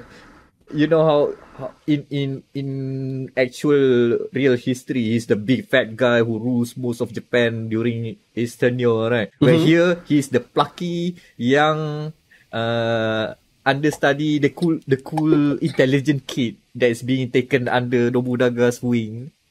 And then, hey, you good? How about you do a campaign over there and take territory for us under the Nobunaga banner? Okay, cool. And then he has his own side adventures. Yeah. Which is so fun. Oh man. Tokugawa will be the main character and he'll become hot next game. Which is gonna be interesting because he is not hot in real life. I mean, if you can change worship into girls, you might as well change the fat emperors into hot Ikemen's. Might as well. I mean, that's how the Japanese learn their history, man. They have video games where hot dudes and hot girls play out the history in epic proportion. Imagine Hang Tuah is a hot Ikemen. Oh god. Sejarah students will get straight A's easily. That the 5 Hang Tuah and kawan-kawan, the 5 guys kan, basically all hot Ikemens. I mean, they've done that as a Power Ranger thing, I believe, as a series. But those are just as kids. Put them in FGO. Oh, put them in FGO. Boy. When that arrives, we pick as a culture. We finally recognize. Okay, that's a bit sideways there. Back on track. What else about Samurai Warriors? I think that's it. Yeah, that's it. What's next? So for our final nominee, it is another game which I've played as well, which is Road 96. Okay, fair to say, it is. I like to compare it to what if the Telltale games had more freedom of choice. Like your words will matter at this point because due to the fact that this game doesn't play in a straight line. It is a random generated. It's not like a multiple random generated. It's not that random, but it is like life lah. It flows. Like you might meet this tracker guy at one point in your life as one of the characters. Before, if you let's say got caught, then you have to play another character. You might meet the tracker guy as well again. Tapi as someone else, and this time he might have other problems. You get to see the other side of the same character. Yeah, the other side. And because you will meet like, I think 5 to 6 people, different characters within your journey, and most of them intertwine with one another. So like, maybe this tracker dude might have a crush with a policewoman and that you might meet along the way. And then let's say you help this policewoman and with one character, the other character, let's say you hang out with the trucker guy and with another character, he will like kind of say, yeah, one of your kids once helped my girlfriend from dying this other day. Nice man, that's why I'm helping you. Like it flows beautifully, which is quite rare for this type of choose adventure games.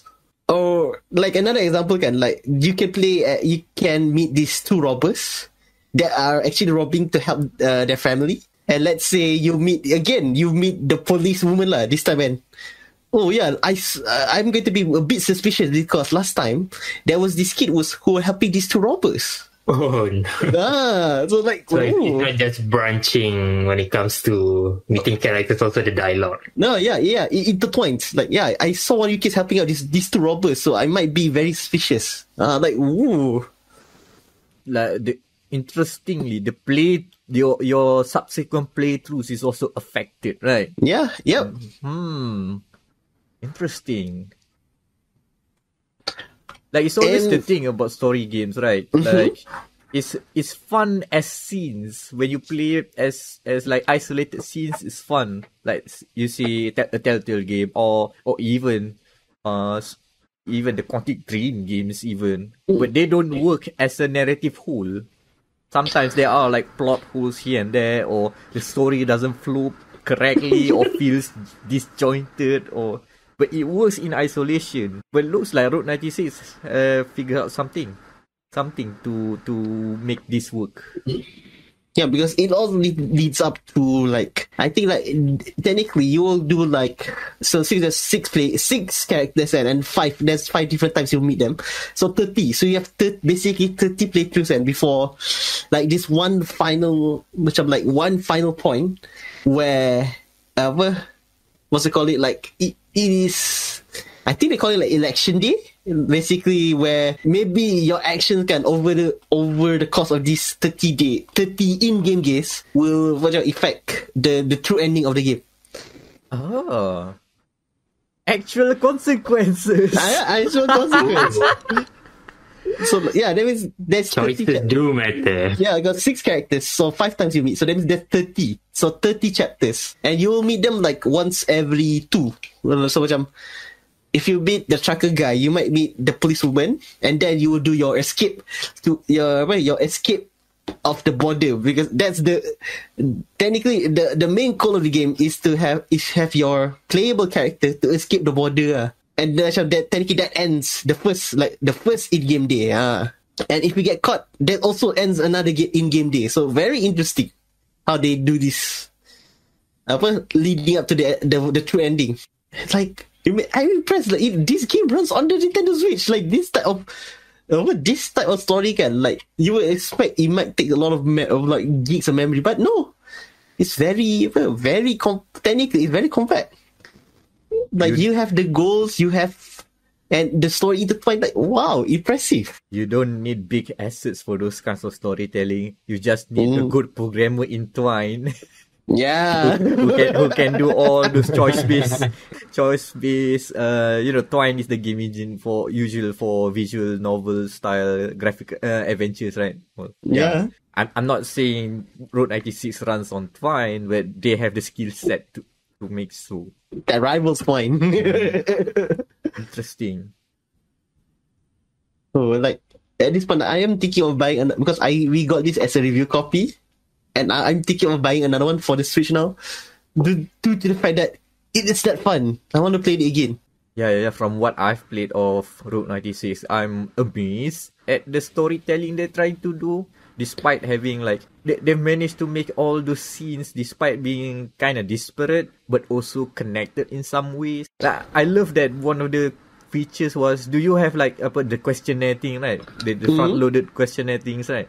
If you answer it differently, or it also affects how they generate the scenes you'll see. Like if you play, you like the government, that's it lah. You will start you differently. You will also start you differently. Ooh. I know for a fact that you can actually do a journey without meeting any of the characters, which is also interesting. You just solo. That is interesting. Yeah. You just go through one piece of road, exploring the road. And then the scene ends, and then you move on to another scene, and it's just you doing a solo trip. Fascinating stuff. It's not like you have to meet this character. No. You could. You could. Okay, I think we should start to put our picks. But now that I think of it, there are 6 on there, right? Mm-hmm. Oh no. Oh no. Cut one. Oh no, son. Oh yeah, I gonna cut one. Because I even checked, like, yeah, because that's what I thought it was 5. It was actually 6. Thanks. Very cool, Guardians of the Galaxy. I have a feeling out of the competition, right? Outriders and Samurai Warriors 5 are hanging by a ledge. Yeah. I mean, it's fun to include them, but the prompt, for how long? Whenever they Telltale style the prompt, save one game or save another. They will remember that or not. Tengoklah.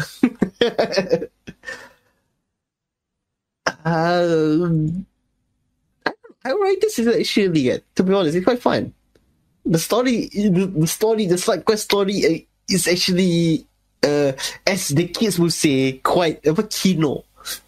Very comfy type of storytelling. I don't know about you, but I would vouch for Outriders. To keep.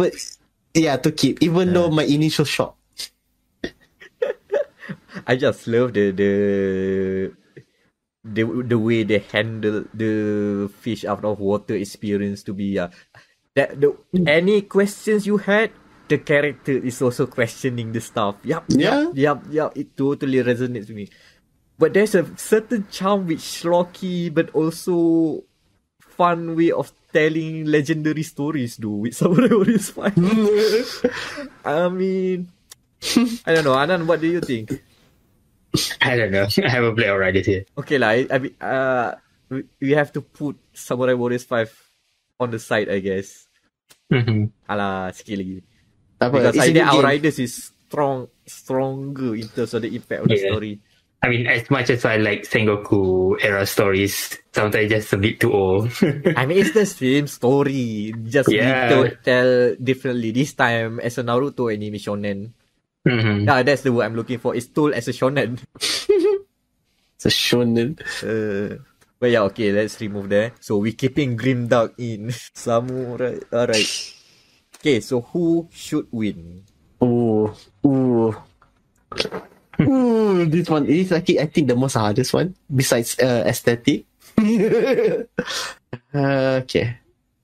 Now, let's. My favorite, of course, of the pick is, of course, Psychonauts 2. And it is one of the stories one of the games with a story that I can just recommend to everyone. It is it's more approachable. It's something that the mainstream gamer would have expected. Yeah. And if they have not yet experienced Psychonauts 2, they should. Everyone should try it out. Especially if you're looking for a game with a good end. But in terms of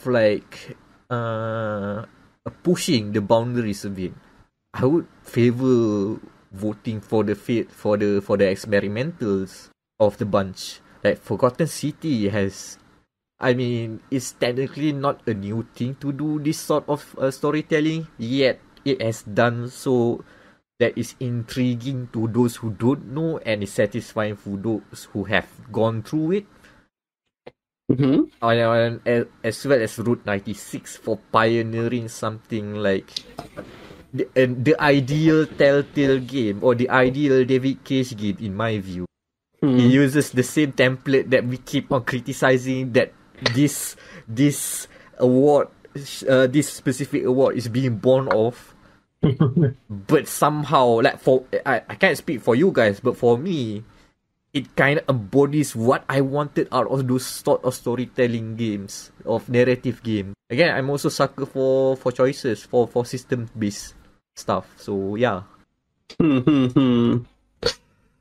Ooh, it's hard. I'll give it to Anand. Anand, your choice. What's your choice, Daniel? No, I want to hear you first. I mean, okay, here's the thing. Mike already sold me Psychonauts 2 because the story. So that's my pick. I love selling people games and then don't pick them. This has been a recurring theme, by the way. I mean, we are good salesmen. Yeah. I think I've tweeted it before. Don't put me on the rostrum. I have powers. I have used those powers before. and you are seeing it in real time this time. I mean, you have heard all of this for 5 years already. You should know the power. So yeah, I think so like after the snap by Tim Schafer of all of these awards, I wouldn't mind giving him best story as well. Yeah, it might be cliche, but it is the good kind of cliche where like everyone can play it. Like even though I never played Psychonauts, even though I have that free on my on my Steam account for God how long now. But now I might play both at this point. So might as well. So I guess congrats to Psychonauts 2. Psychonauts 2 is best story. Team Schafer can stand again. Another one team. Who knew the meme? Who knew that meme video that I saw about that Easter egg influenced me? It was me giving them best story.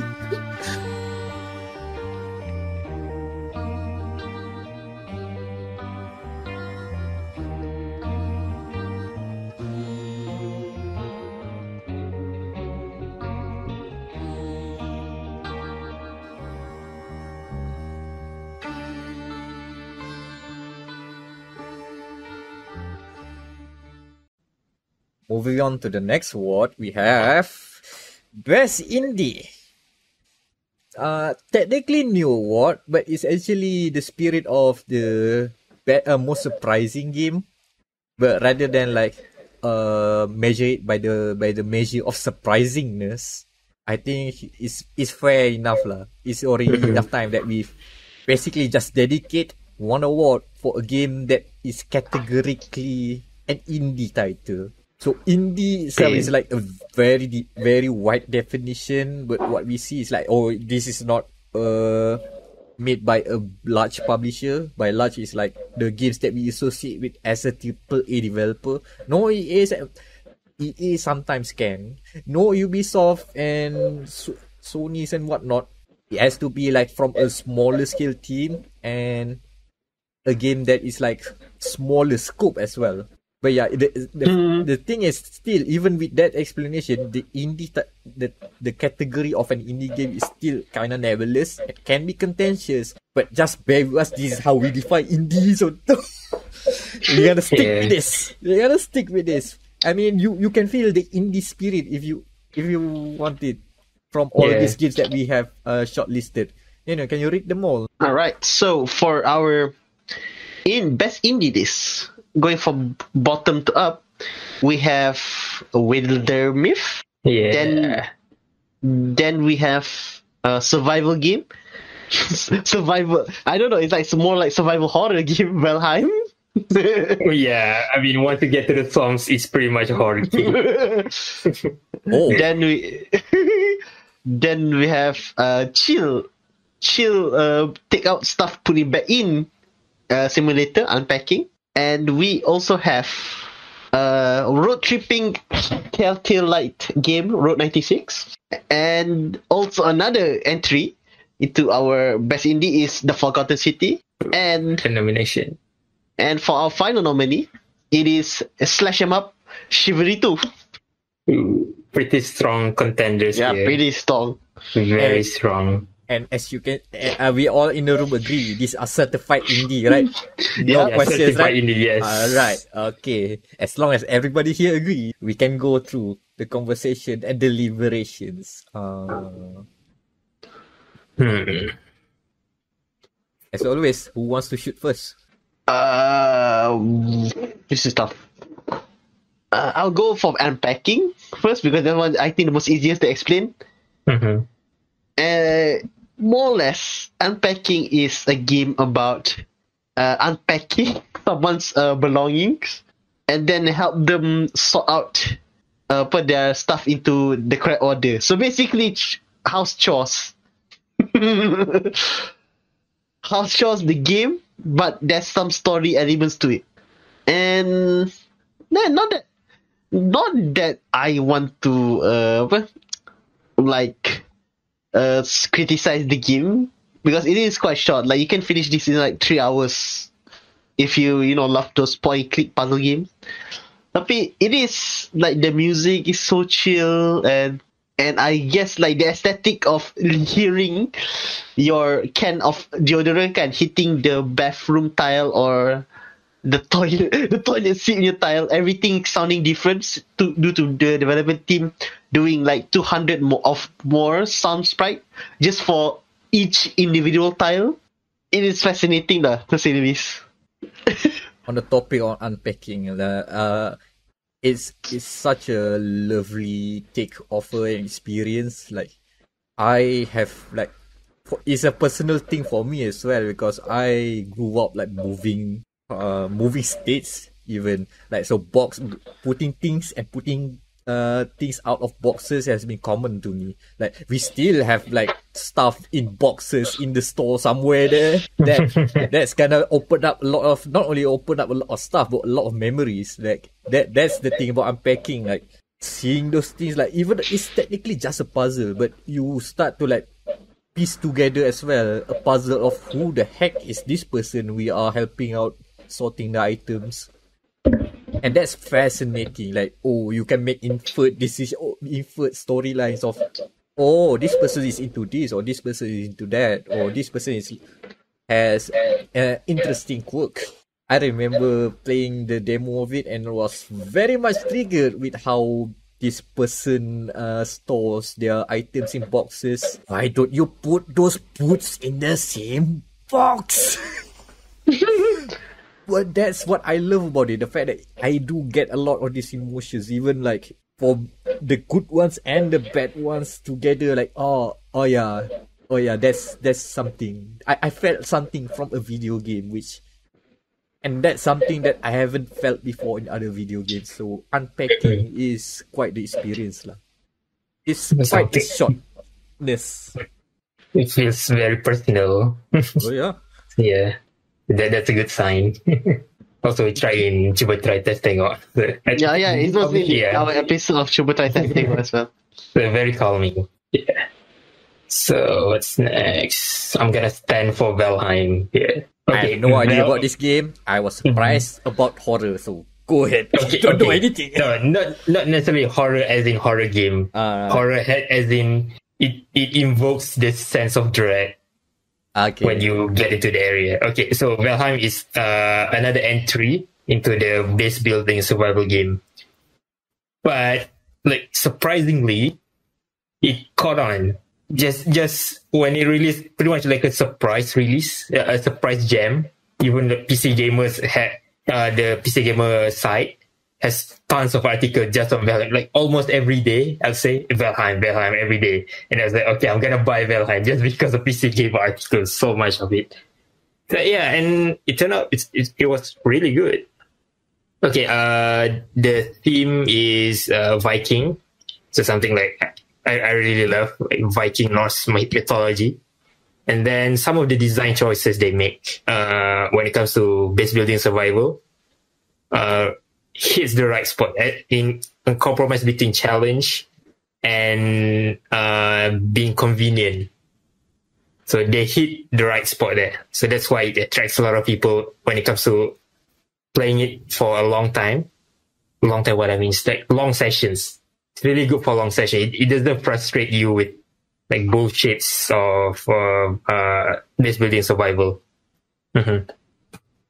Like, for example, you don't have to eat or drink, but if you consume food, you're gonna get bonuses. So that's probably one of the most under things that a lot of survival games don't do. They say, okay, you have to eat, you have to drink, make it a chore instead of making it a choice, a boost for your level. Like, that's one of the design choices that Valheim take.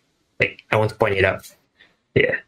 Also, recently they released a new update, Hearth and Home, expanded on the base building. So you make your own Viking longhouse, whatever.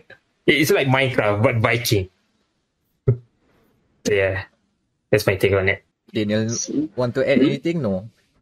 I think it already is hit on the head there by Anand, because it is yeah, just to the fact that we just doing, just surviving, or as my friends I think, just vibing. Yeah, it's vibing, surviving. This- This Valheim is not surviving; it's surviving. Oh my I god. can tell you that much. Apologies to the audience that I have spread this. I take full responsibility. Yeah, it's just a cool vibe, just chill. Of course, when it comes to like certain areas like the swamp or the place, like okay, the horror element came in. But you have to watch your back. That's for sure. But outside of those, like all these different spots, it's very a very cool vibe, very charming, and I think the sea exploration is probably one of the most undersold feature. Like you make your own boat or your own raft, and then you sail to find new land. Oh man, it's so therapeutic. It's just a feel good game. Like it's hard to find a survival game that is feel good. This is one of it. A gem. How can you balance it? So Mac, what about your game? What about Middle Myth? Yeah, let's go through the Wildermyth. You know, the greatest thing, even if we went by the previous name of this award, Wildermyth still can still be in contention. Just the fact that it is quite the surprise to find a game so well made and hits a very specific niche. Yes, if you look at the mechanics alone, you would think that Wildermyth is just an XCOM-like turn-based tactics game, but it goes deeper than that, and that is via one thing and one thing alone, which is the procedural story maker. The way it goes is that between adventures you will have like vignettes of storytelling, which is presented like a comic book strip. And these characters that you have in your party will grow and will have to be made decisions, will change over time, and time flows in this world. So you will get a merry brand of whatever your created part, which can have the warrior Kimi Raikkonen and the rogue, the rogue Fiona, and the one magical guy that is literally called Majid Tepi Kampung. The dude at the side of the village joins in to help save the world in your own creative, and they take on very crazy journeys. You can have them morph into other world beings. You can have them form relationships and have kids that later join the party. You can have them die, but without their one last grace of heroic deeds to support the party and help them finish the boss fight while sacrificing themselves. Like, you start to get attached to these characters just because a spreadsheet says so. And that's why I personally am supporting Wildermyth, is that those kinds of generated stories, not because of a story maker tells a very specific story, though it does have those kinds of things, but it invites you to make your own story personalized to you. In a way, this game is a tabletop RPG. The fact it is presented like a cardboard cutouts and paper aesthetic, it is sort of like a tabletop RPG. Interestingly, this is my Dungeons and Dragons substitute for this year, and I wouldn't have it any other way. Okay, so that's the bottom three. Yeah, the bottom three best indies. Oh, Road 96. That's an interesting one. It is one of those games, which again embodies the spirit of the most surprising game, due to the fact that people, because when they announced it the first time, people thought, this is one of those Telltale punya games. When it is in fact, I think it is more of a choose your own adventure 3-in-1. Like, it is like, the goal is simple. You have to get to the border of this country that is under siege, but who you meet is randomized. So every playthrough, so let's say you get caught or you pass the border, you will play the game, but as someone else, and maybe someone else yang already influenced by your past character. Like maybe you offended, let's say, a police officer. Then maybe you meet the officer, but she doesn't know you are the same character. So it's like a twist on story building. The fact that you know what's going to happen, but the characters that you meet doesn't know. Yeah, that sounds great. And I like Route 96 a lot because of the same things that I like Building Myth a lot. The game invites you to help, as you mentioned, choose your own adventure. And it somehow works. This guy, yeah. Oh no, this guy might be evil. Should you side with him? You might get a gun. Ooh. Is he really evil though? Nah, he might not be. In the next playthrough, I don't know. And I guess it's the same thing. Like the storytelling that we see for, let's say, the likes of Forgotten City. Like, even though it's seen in the games that we haven't played, I'm sad to say that. Tapi, like, there was this video I've watched that explains it as macam what's the word? It is like you finding an archaeological dig of a place that right now is modernized. I think that's the term he used. I think it was Forgotten City. The writing basically is that you are in the Holy Roman Empire punya tempat, but you are a traveler from the future. And so you have to uncover why was this city forgotten? Hence the name. What doomed this very interesting place to the death that they had? And that is it is a very good pitch, which is why I understand why Anand want to play this game. Okay. So anything else, Anand? You want to add? No. I already pointed out enough. What about you, Mac? The last game. The last game. Well, Chivalry 2 is interesting in this choice of indie titles because this is a dedicated multiplayer game of all things.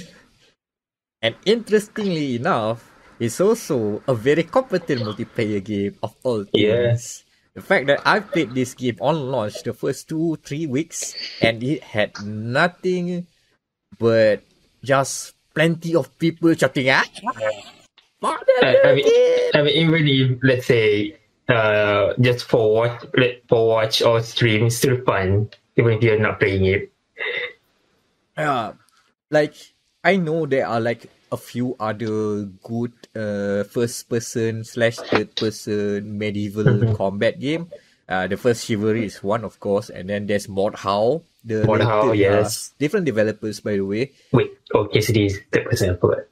Yeah, it's different. That's the thing. But somehow, but I also don't know much about this genre. I haven't touched this sort of games before. But jumping into Chivalry 2, just as a newcomer, and as wow me from one, the visceralness of the game, two, the in-depth combat system that there is a skill to it.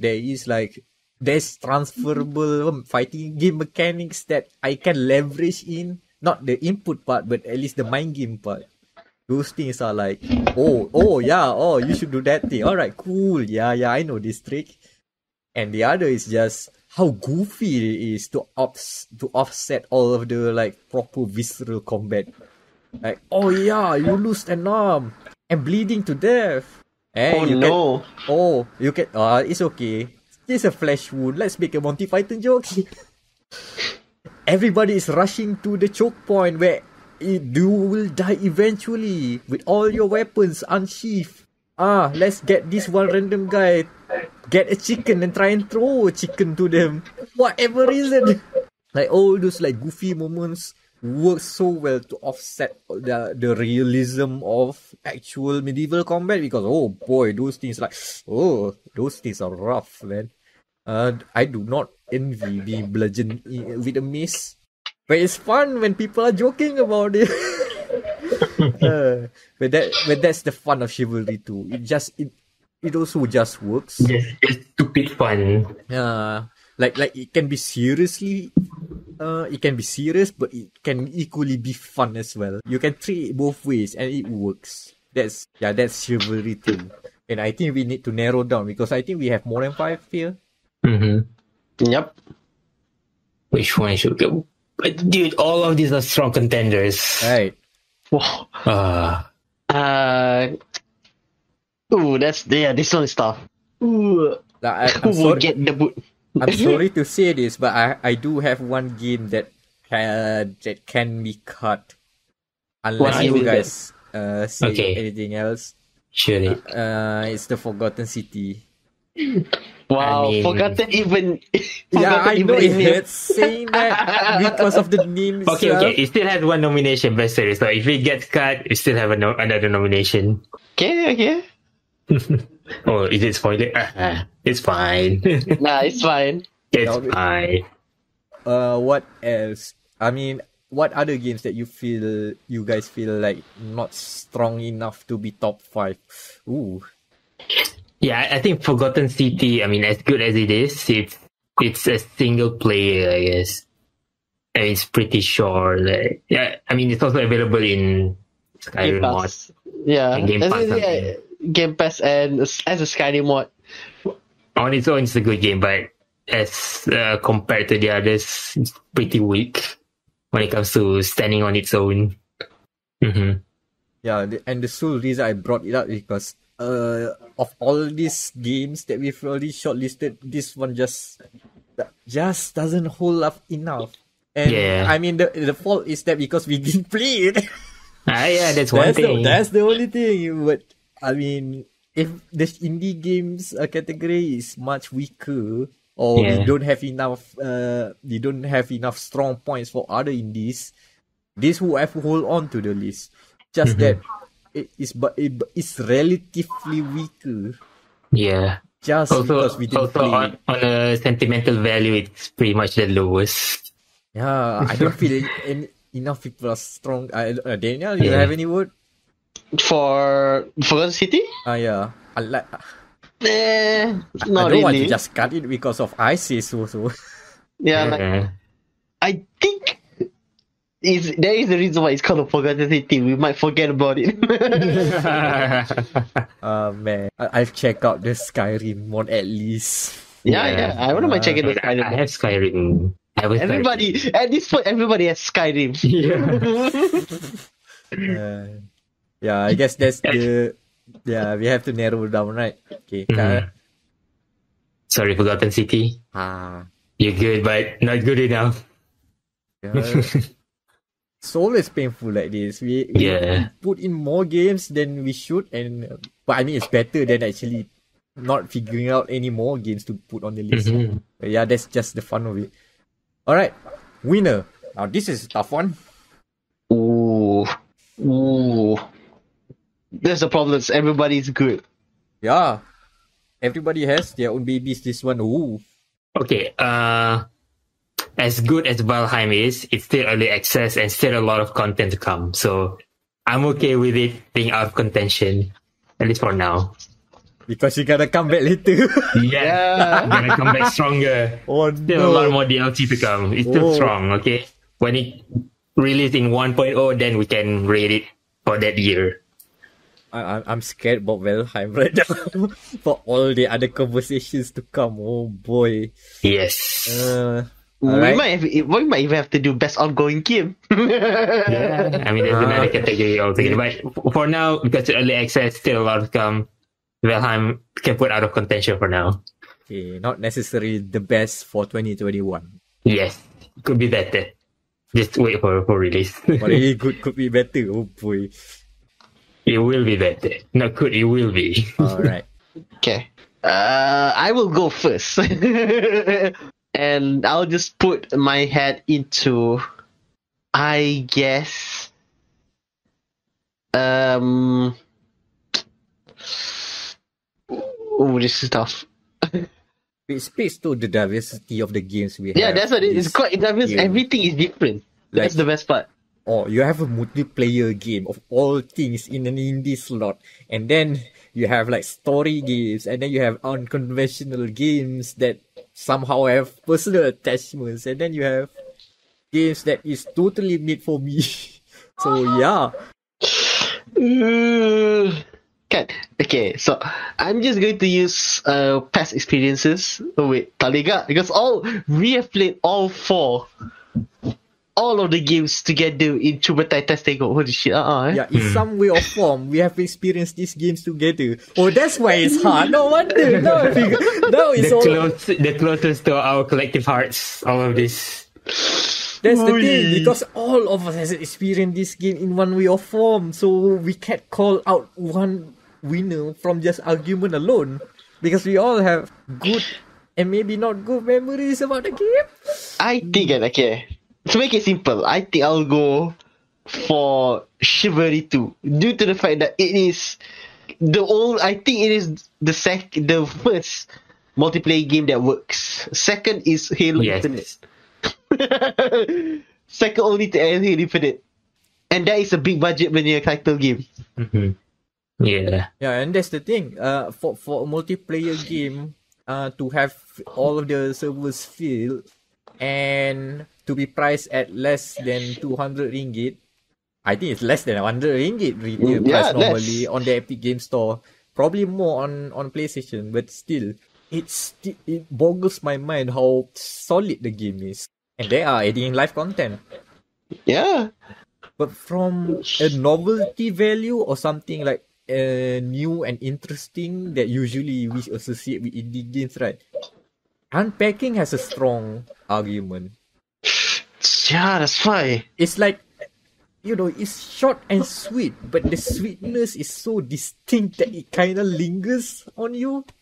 That's what I feel, but still, I just played the demo, so I cannot speak more for the rest of the game. I know which is short, still, I don't know the rest of the game. But I still remember picking the few levels till this day, which is interesting. Should buy that game, by the way. It's on Game Pass if you want. Okay. I have to give it to Chivalry too. It's just a different kind of fun. Also, it's multiplayer that works. I agree. Yeah, I think the sentiment here is that having multiplayer that works is very much need to be from indie nonetheless. Yeah, I think this if you're gonna award it for one thing that AAA games can't do, which is actually having proper servers. Interesting. I think we can call it best indie game. Yep. Yeah. Chivalry best indie too. game. Yeah. Yeah. Congratulations. Can't wait to scream at top of our lungs saying "Go!" They actually added more voice lines, by the way. They actually added more female voices, so you can scream as if more different kinds of female voices these days. So yeah, good on you, Chivalry 2.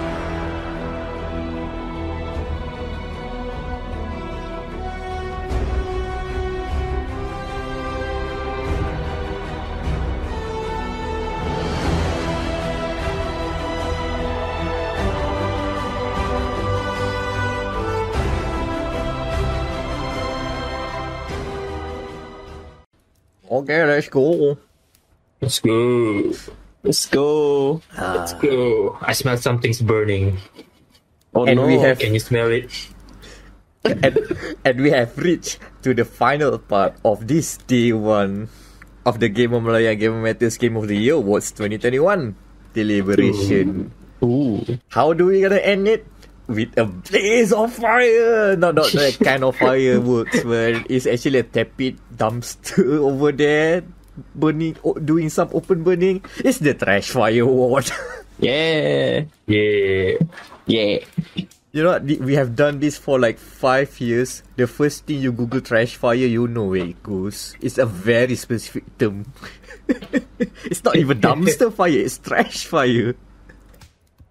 And for those who don't know, this is the part in the awards show where instead of celebrating, we just have to do one final look back at the stinkers and the unfortunate mistakes that were video games released in 2021. Some of them are just frustrating, some of them are fun to make fun of, some of them are just like disappointing to see end up here, but it's a thing to we remember. We need to remember.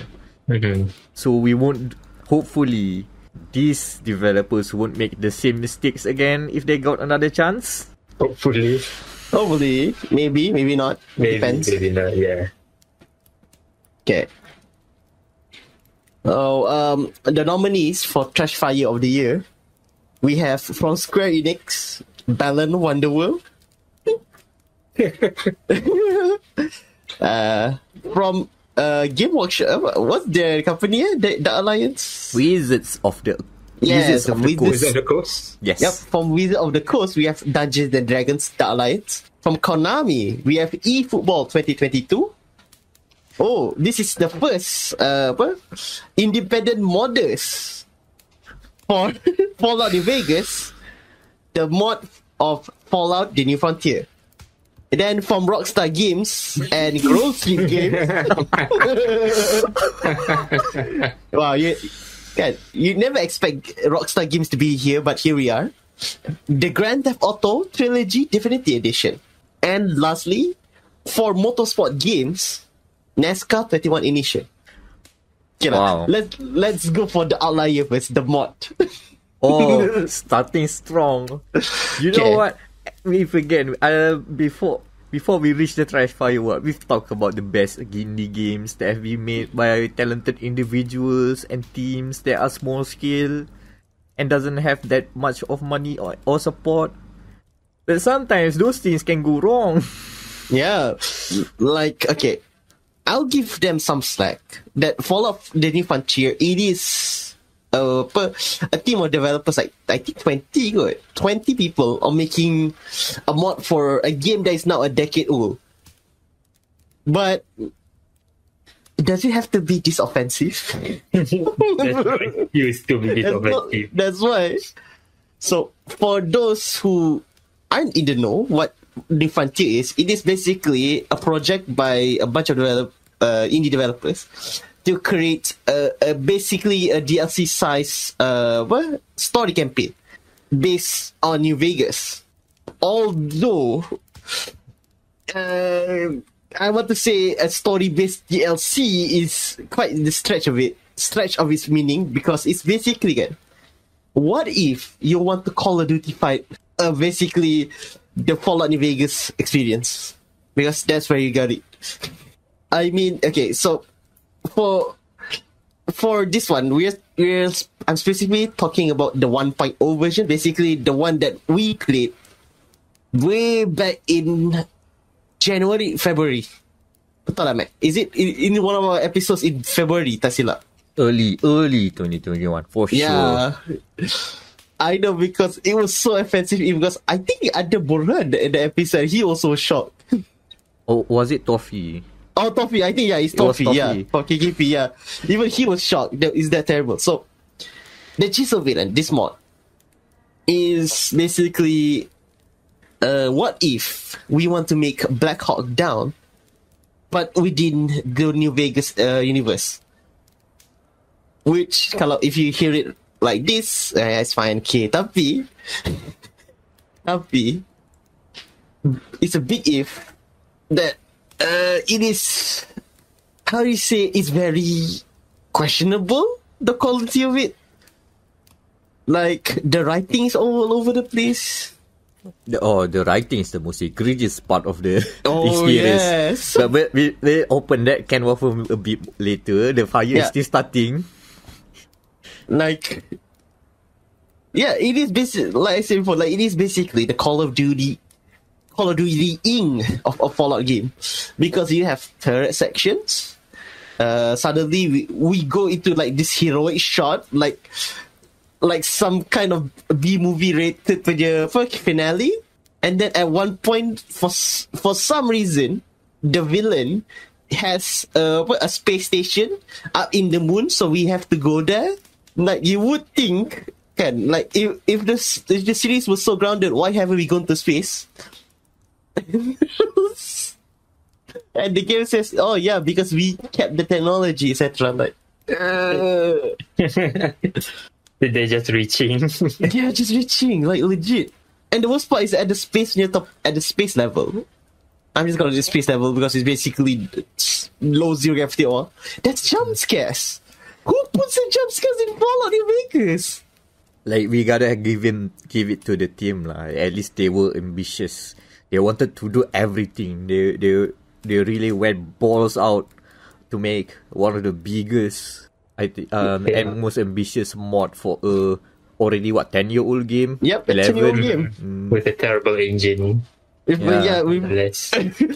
And they've worked some crazy magic to make all those linear sequence to be as good as it is. And the fact that they even reach out to select, well, maybe not us, of course, but they did reach out to like content creators and I'm not sure even media as well, but they were buzzed around a mod like this because this was being built as a mod that is so ambitious and is being made for it has been a year's worth of journey to get to the full release. And unfortunately, there were no warning that this is all being written by an edgelord or two. With very questionable writing capabilities. We were not prepared. We were not prepared with whatever the story was being shown here. I mean, if it's just B-movie quality of corniness, fine. But these guys play it like straight. They wanted to do something. They want to send a message, but it sounds like too ham-fisted and will make you not. It feels disgusting at times. Like, it is shock for shock's sake rather than actually being like making an impactful message. I mean, they are doing jump scares in a scene where I don't think they should be doing. So, and that's the lightest of its most egregious scenes. What happened to America, Rainier? Oh my god! Oh god damn! I hated that words of like that quest line itself has made me put off playing Fallout New Vegas for the rest of the year. That's how bad it is.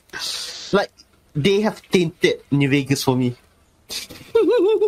And to their credit, after they saw the fire getting out of hand, they tried to put it out. The later versions of what it's called, the new Frontier does not have most of the questionable content anymore. Yep, from what I've heard. Yeah, but first impressions has not been kind. That's our taste. That's our taste already. Like, this mod wouldn't have been in the Trashfire if they were just a simple mod, but no. Somebody in the team decided, we need people to know about this. People need to play this masterpiece. And then apparently, just being happy, being more, just let's promote this to all people. If it's just like some random thing that you can find in nexusmods.com and you install unintentionally or something, like, this looks interesting, the comments seems interesting, intriguing, and then you start and you got a shit show, then you just laugh it off because, come on, mods are just like that. You never know what you get. Sometimes they are good quality stuff. Some of them are just shitposts and don't care. It's just free stuff. People doing free with their free time. Yeah, free stuff, yeah. There's the very nature of user-generated content. Yeah. It's fresh. Their biggest sin is they try too hard. Yeah, that's why. They're pushing a message. they work hard, but they try hard as well, which is the problem. You can see the marvelous things that you can actually drive cars or something, right? Yeah, you can drive a car. So there's like, it's already pushing. It is pushing the limit of the Gamebryo engine to its limit. Tapi, Bethesda couldn't put in more working vehicles sampai sekarang. I'm pretty sure Starfield not gonna have vehicles. Howard is it a magician?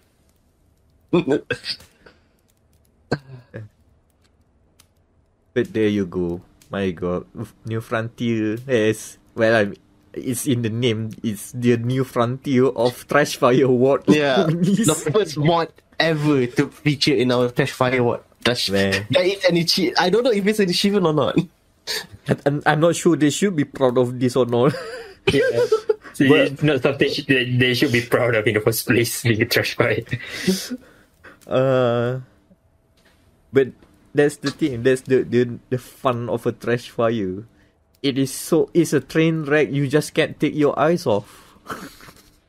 Oh man. Hopefully they'll do better in the next projects. I don't think the same developers are gonna band together again for another project. Never. Not after things happen like this. Yeah. Well, hopefully each of them get better opportunities and learn some good lessons out of this. Ooh. Okay, after that trade, right? How about we go one up? Wait, take your pick, mate. Do you want the one Japanese company that everybody hates, or the Japanese company that everybody loves? Let's do the biggest dichotomy of a game publisher first. The one below. So Balan then. Balan Wonderworld. Balan. My God, you know what? Square Enix. I keep telling it here on the podcast, right? Square Enix. My God, these guys they either hit hard and get a home run, or they miss a very easy hit of a baseball that they look silly with their pants down. You know, a few years back, we awarded good quality games from Square Enix, such as Final Fantasy VII Remake. And then, most of them end up in the trash fire, including the likes of Left Alive. Left Alive and 2019's entry, The Quiet Man. Yeah, The Quiet Man. I keep remembering the Hush Hush Man, which is wrong. Yeah, Quiet Man. But that's the beauty of Square Enix. They either hit hard with so extravagant games, and then they also do some stinkers like Balan Wonderworld, which is unfortunate. And when you think of, this is actually not just some random indie developer. This is actually from a named veteran, from the creator of Sonic the Hedgehog, and a lot of veteran developers from Sonic team. They've banded together to create a new development studio named after named after Balan Wonderworld. I think it's called Balan Company. So basically to try to do the Sonic team lah. The Sonic team to the Sonic the Hedgehog. And yet, throughout development of this 3D platformer, nobody, either at Square Enix or either at Balan Company, managed to say one thing about the game's eventual release quality. You thought this game was good? It was a good idea? Who thought all these ideas are good? Okay, floaty controls in 3D platformers is a big sin, of course. So that's one thing. But the weirdest thing is that the costume system. I thought they tried to do something a la, like Super Mario, and even where you get to use this power up, and this power up will give you different abilities. Apparently, because they need to stretch the costumes to 72, all of them are interestingly designed costume. By the way, the game looks good. They have to make 72 different abilities, and they cannot do that. So what they do? Each ability of a costume only has one button, has one ability. One costume can only make you jump. One costume can only make you attack. One jump. The one jump costume, my goodness. One costume can make you fly or float or whatever. That's the problem with Balan Wonderworld. It's oh my God. The fundamentals of platforming is not only shaken, but for the worse. The levels are itself so small and not even, it's fun to look at, but from an exploration point of view, you get nothing out of it from like trying to climb the weirdest platforms here and there. It's just like, that's it. That's the level. Like Spyro the Dragon have better level, and that's a PS1 game. Like within the same limit, I believe that the first level in Balan Wonderworld is technically, you can consider the similar size to Spyro the Dragon's first level, which is not that big. But Spyro is much more. There's much more you can do, and you can. That's the thing about. Nobody says no. Nobody says this is a good idea or not. Nobody said anything. Just let's go. We just keep on doing it. Oh man. And then there's also the weird QTE moments, where you actually get to play as the titular character Balan, and it's just a QTE. It's supposed to be to show you that Balan is like cool badass that can do stylish thing, but you just press buttons. That's it. And there's no consequence if you miss those buttons. And there's no context to why Balan is actually fighting all these cool guys in a nebulous environment separate from the level you are playing as. Why are we here? Don't know. Why are they not speaking? Don't know. And it's why are we fighting pigs for no reason? Don't know. And it's not like they just jumble up together. The game is polished. Like the end of the you know how one level, technically one world lah, let's say one world, and there are a few levels in there, right? Finish all the sequence of the world, and then you get treated to a very lavish cutscene. One of them involves a dance number where you get to see all the characters and all the guys like doing all those probably motion captured. Yeah, and people. Without context, it's also weird. Why does Balan Wonderworld suddenly became a musical? And it just boggles my mind that a lot of money is being put here. A lot of like well executed creation of game assets is being put here. Yet the end up result is like, man. Like Sonic is iconic and it has its faults, but somehow Balan Wonderworld is worse. Pain. And the unfortunate end to the story of Balan Wonderworld is that is Balan Company's debut title and its final title. They had a free demo available before launch. That demo was gone 1 month after launch. The company is gone. Yuji Naka, the creator of Sonic and the creator of Balan Wonderworld, now has gone indie and trying to learn how to develop mobile games because of this. Like, oh my god. I'm glad to see these guys bounce back. They just take it on the chip or their shoulder and just move on. But still, Square Enix, what did you do? Nobody said no. Nobody stopped them when they can. Like, oh my god. It has all the elements of a good platformer. It can be done with good level design. Just adjust a bit.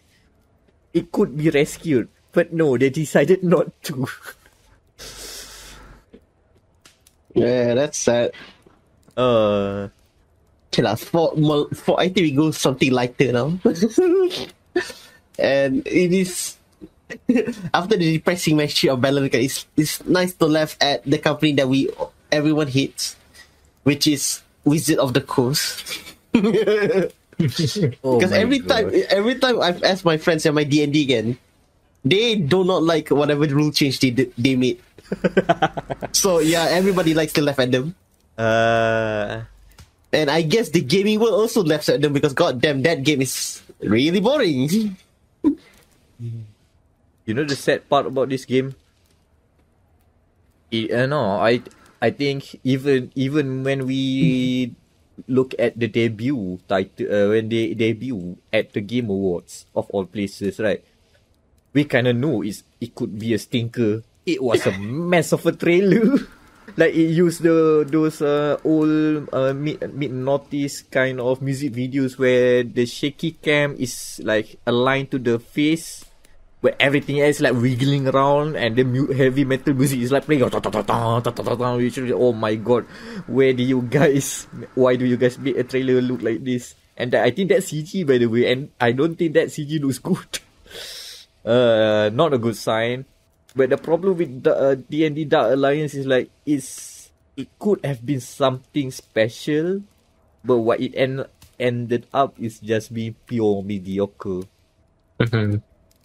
Pure mediocre with a very badly baked in.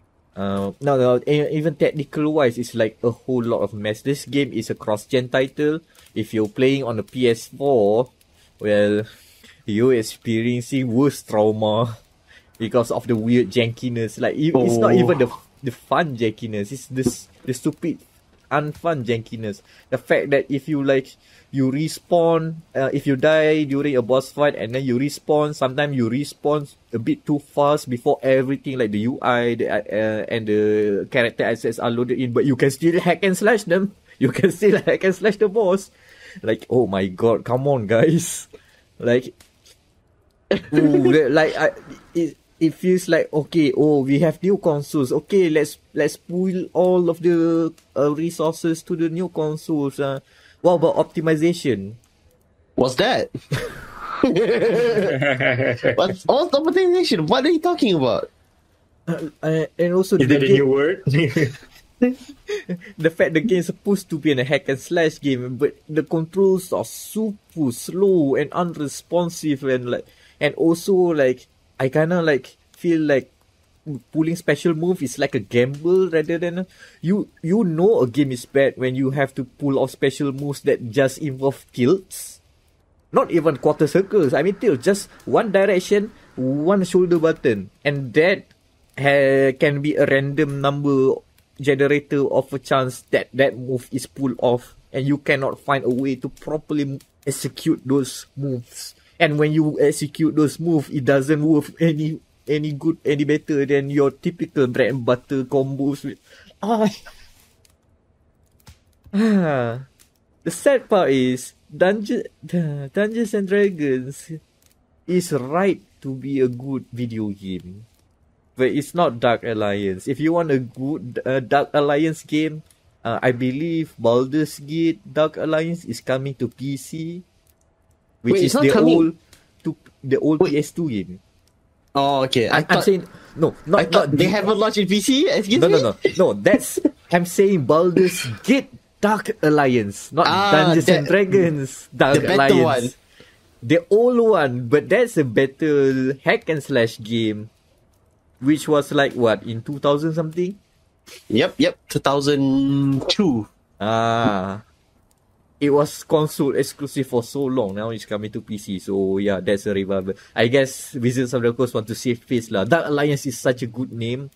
Like it's a thing in the D&D world, and Baldur's Gate is also in the D&D world. So yeah. Oh, speaking of, at least probably there's one good Baldur's Gate D&D game coming later. I don't know, when is it? 2022, 2023, whenever it is. It's the Baldur's Gate 3 game. At least they got someone that knows what they are doing, making a D&D game. Unlike D&D Dark Alliance. The very guys that should be the expert. That's right. Stumbled. Oh, that's a good segue. Speaking of stumble, then Konami, the Japanese company that everybody hates, also stumbles with their new launch because they what? Okay, never mind then. I'll just say like this quickly, like they launch a new game for their very popular football fan base, which is the Pro Evolution Soccer crowd. But this year, no more PES. It's not eFootball because Why? eFootball. Yeah, I mean, I didn't get it. Why the name change? Because- Football. Okay, because FIFA is F, right? So E, it's one letter above. Yeah. That's the only explanation I can find, because Konami being all their Konami being Konami, and all their press releases are in Japanese for some reason. And okay lah, this new game this is the first year of using Unreal Engine, because they have been using the final remnant of Kojima's work, which is the Fox engine. So they decided to change into Unreal. And I guess it's not a good transition, because oh wow, the graphics. You know what's the problem? They wanted crossplay with every platform. Oh yeah, they want to cosplay No. with every platform, including mobile. No. not just play PC and console. No. We're going all mobile as well. You know how much of a trade-off, of a compromise they have to make if they want to crossplay with mobile as well, to make it all feature parity, to make it all play exactly or act close to exact. Hence on all why platforms. their release recently was botched as hell. I mean, if it was a success story, that would be mind-boggling awesome. But it's Konami. They kill PES so they can buff eFootball, but tak cukup bulan. But do you call it in English? I forgot. Miscarriage? I don't know. No, miscarriage. No. Stillbirth. Stillbirth is die. Stillbirth. I guess he's already died at this point. I mean, maybe too harsh for the exact reading I was looking for. But let's go with that until I figure it out. I mean, like, mechanical wise, it's still the same, because they just ported everything lah, the engine and all that. But and I think, like, from what I've heard from the pro PES players have saying that the game feels more sluggish than before. Which is, I think it's an Unreal. I think it's an Unreal problem, because everyone feels sluggish for Unreal. Oh yeah, the word we're looking for was premature. Premature, yeah. God damn it, that was hard. Hey, we learn new things every day.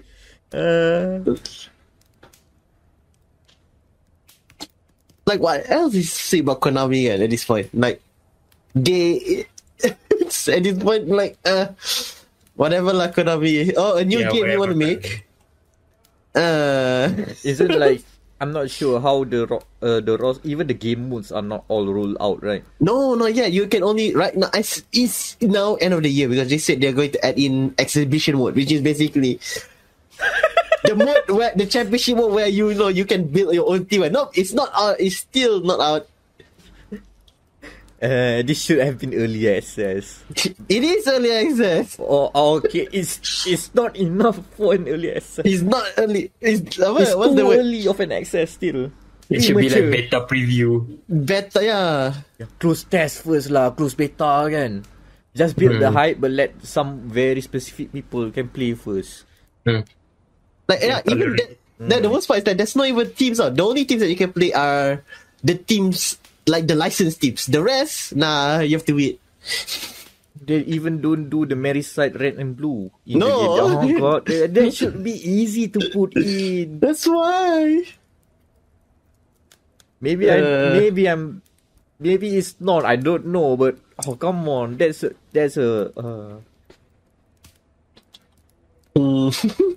Yeah, that's the thing. The problem. When eFootball, as we now call it, fumble, that means FIFA reigns supreme without contest. And they are already... and FIFA itself is dying already. Yeah.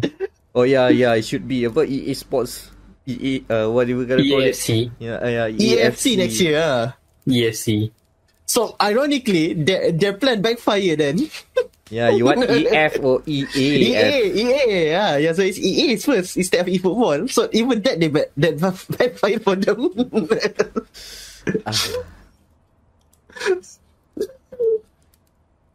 What a cruel and unusual way for a good series to die.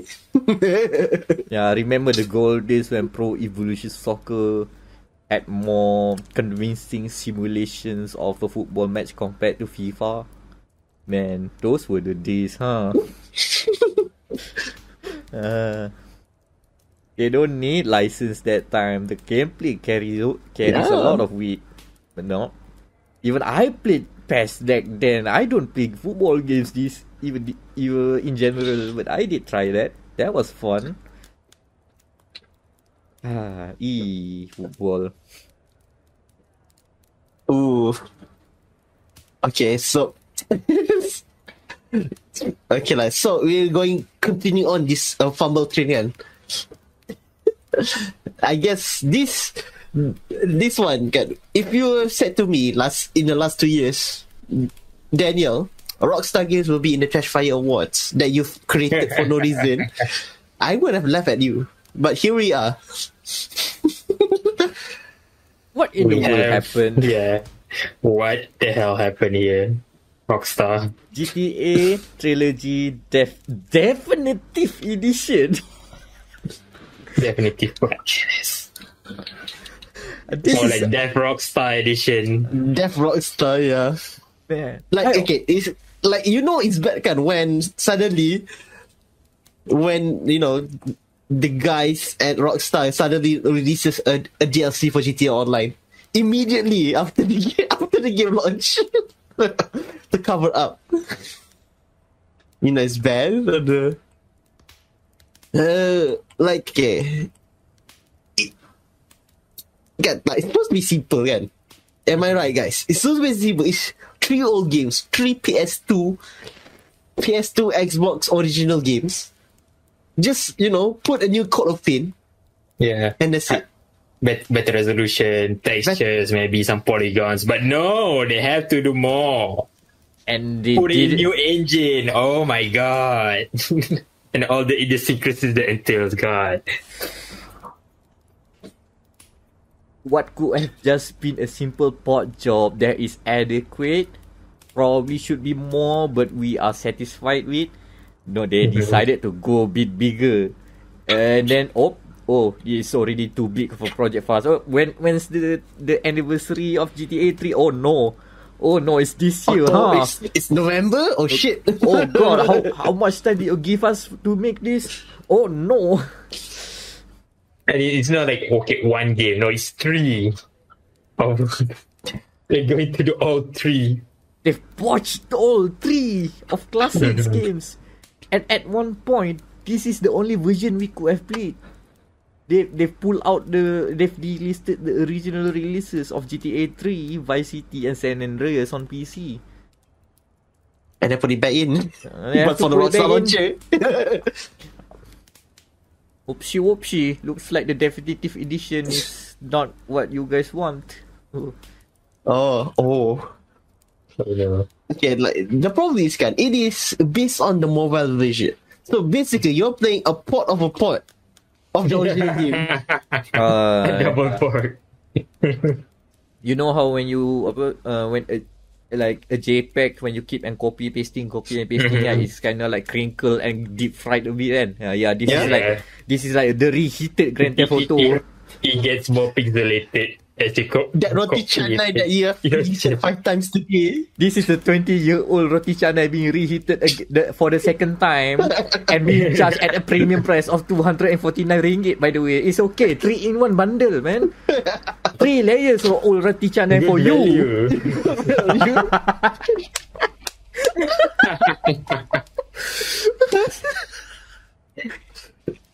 We are digressing again when we are laughing at the fact that Grand Theft Auto is terrible. Oh my god.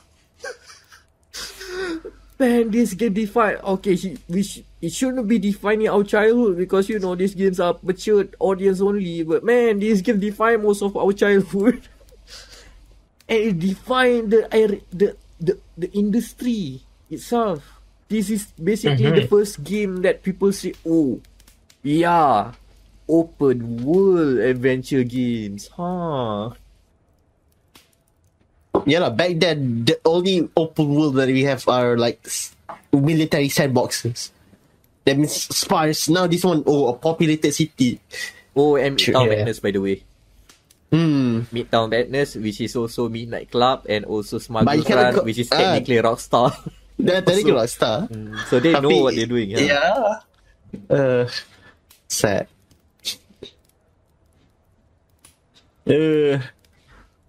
Okay lah, let's Definitive get Edition. definitive edition. Please, developers, this is my biggest pet peeve. Don't call your remaster definitive edition. You're gonna port this game again for the PS8. What definitive of course. edition? You're gonna port this game to the Xbox Series 3X. You're gonna make 3 definitive editions in a generation. When the Switch was the sequel to the Switch lah, nanti keluar, you're gonna make that as well, kan? Of course. Some kid will have to live through a release of 5 different definitive editions, which is basically just port jobs throughout their entire life. Don't call definitive edition unless you don't want to port it again. Please.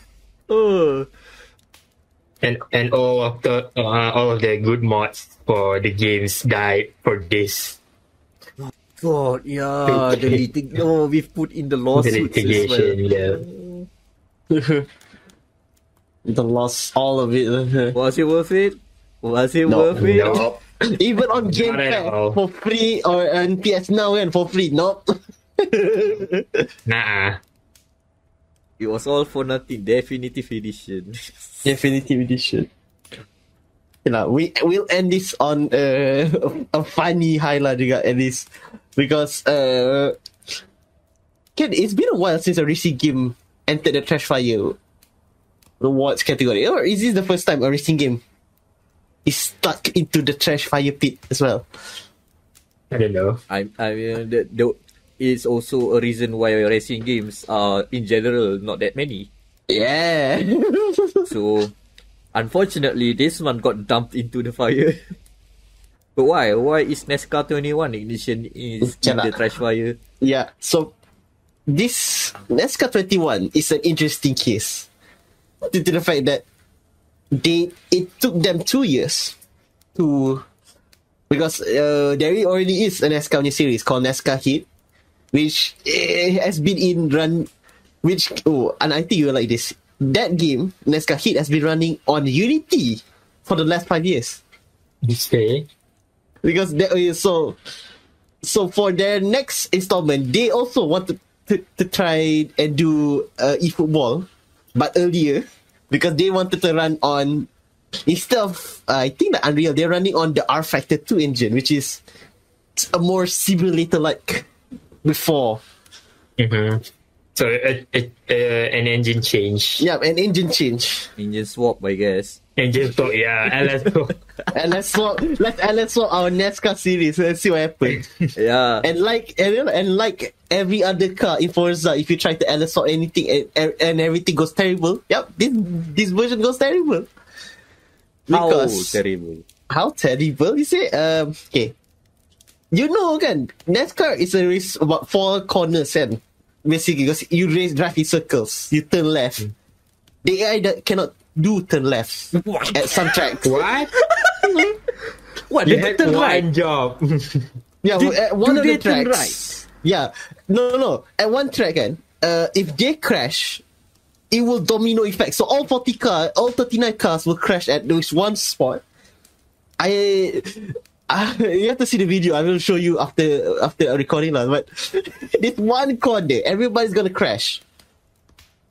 So even turning left, they cannot do. You had one job. Damning. Wow. Okay. What else? Is it? And I remember there was one streamer. They were leading their final lap of a race, and then for no reason, their pit crew, not the pit crew, the game just teleport them into the pit stop, and then he stayed there for 8 hours. Like they got what? stuck there. It's supposed to be a 3-lap race now, so they got stuck there for 8 hours because the streamer said, "Okay, I'll leave it overnight." He did, and he stayed there for for the length of 8 hours, just stuck in the pit lane, changing tires. Man, this game did not pass through QA like this. Come on, that should be an easy check to see if a game. Oh man, that's just wonderful. The fact that someone is dedicated enough to leave the game overnight is also interesting. Dedicated fans. No, they were laughing at it. They were given a preview copy, so they thought, this might be might be a no. That was the day one patch. It was a preview copy. They decided that was good enough. My God, that's even worse. That's even worse. Wow. But at least the game looks pretty. This is supposed to be a game running on a sim engine, one of the most realistic physics engines for a racing game. What happened? Don't know. QA problems, maybe? 2 years probably is not enough. Because the game is NASCAR 21, you cannot release a game called NASCAR 21 in 22. That's illegal.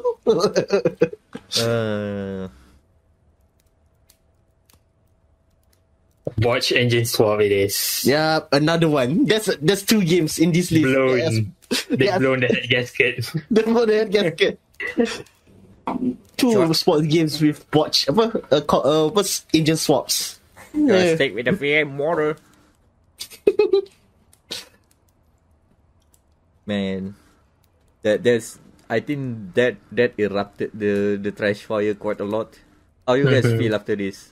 Has the cathartic feeling sink in? Man, there's something relieving about ranting. And especially GTA Definitive Edition. Yeah.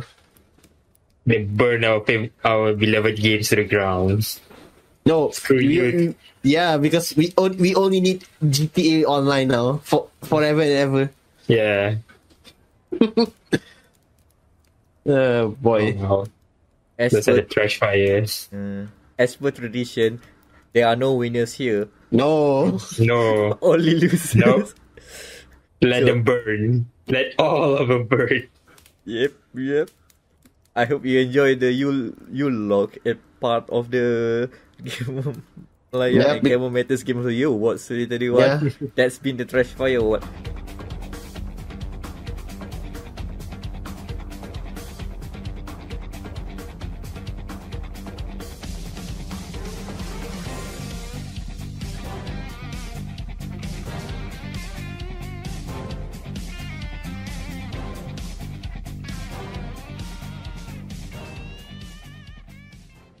And that's been the episode. That's part 1.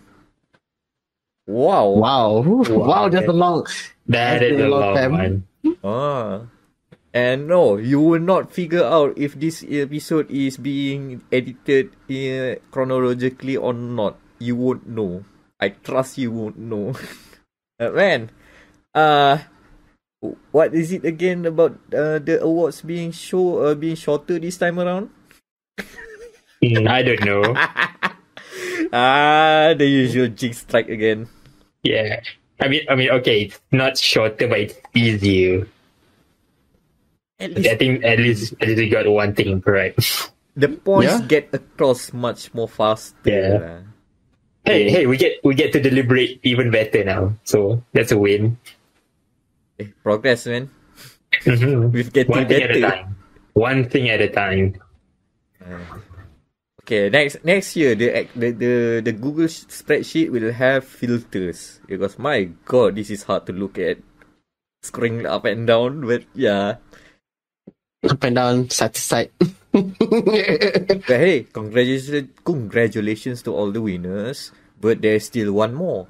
There's still one more award that's gonna be given out. But stay tuned there for the next part of the episode of the dia.log Gamer Matters podcast. That's gonna be episode 100 or 99.5. The magic. Magic number. What, we're gonna do what? 99.12247. Yeah, might as well. It's 100. Fittingly enough, the top 30, or rather, the Gamer Malaya and Gamer Matters top 10 games of 2021 will be on episode 100. Stay tuned for that. We're gonna be back soon. And until then, yeah. Stay away from the Trashfire smell. how do you put this out again?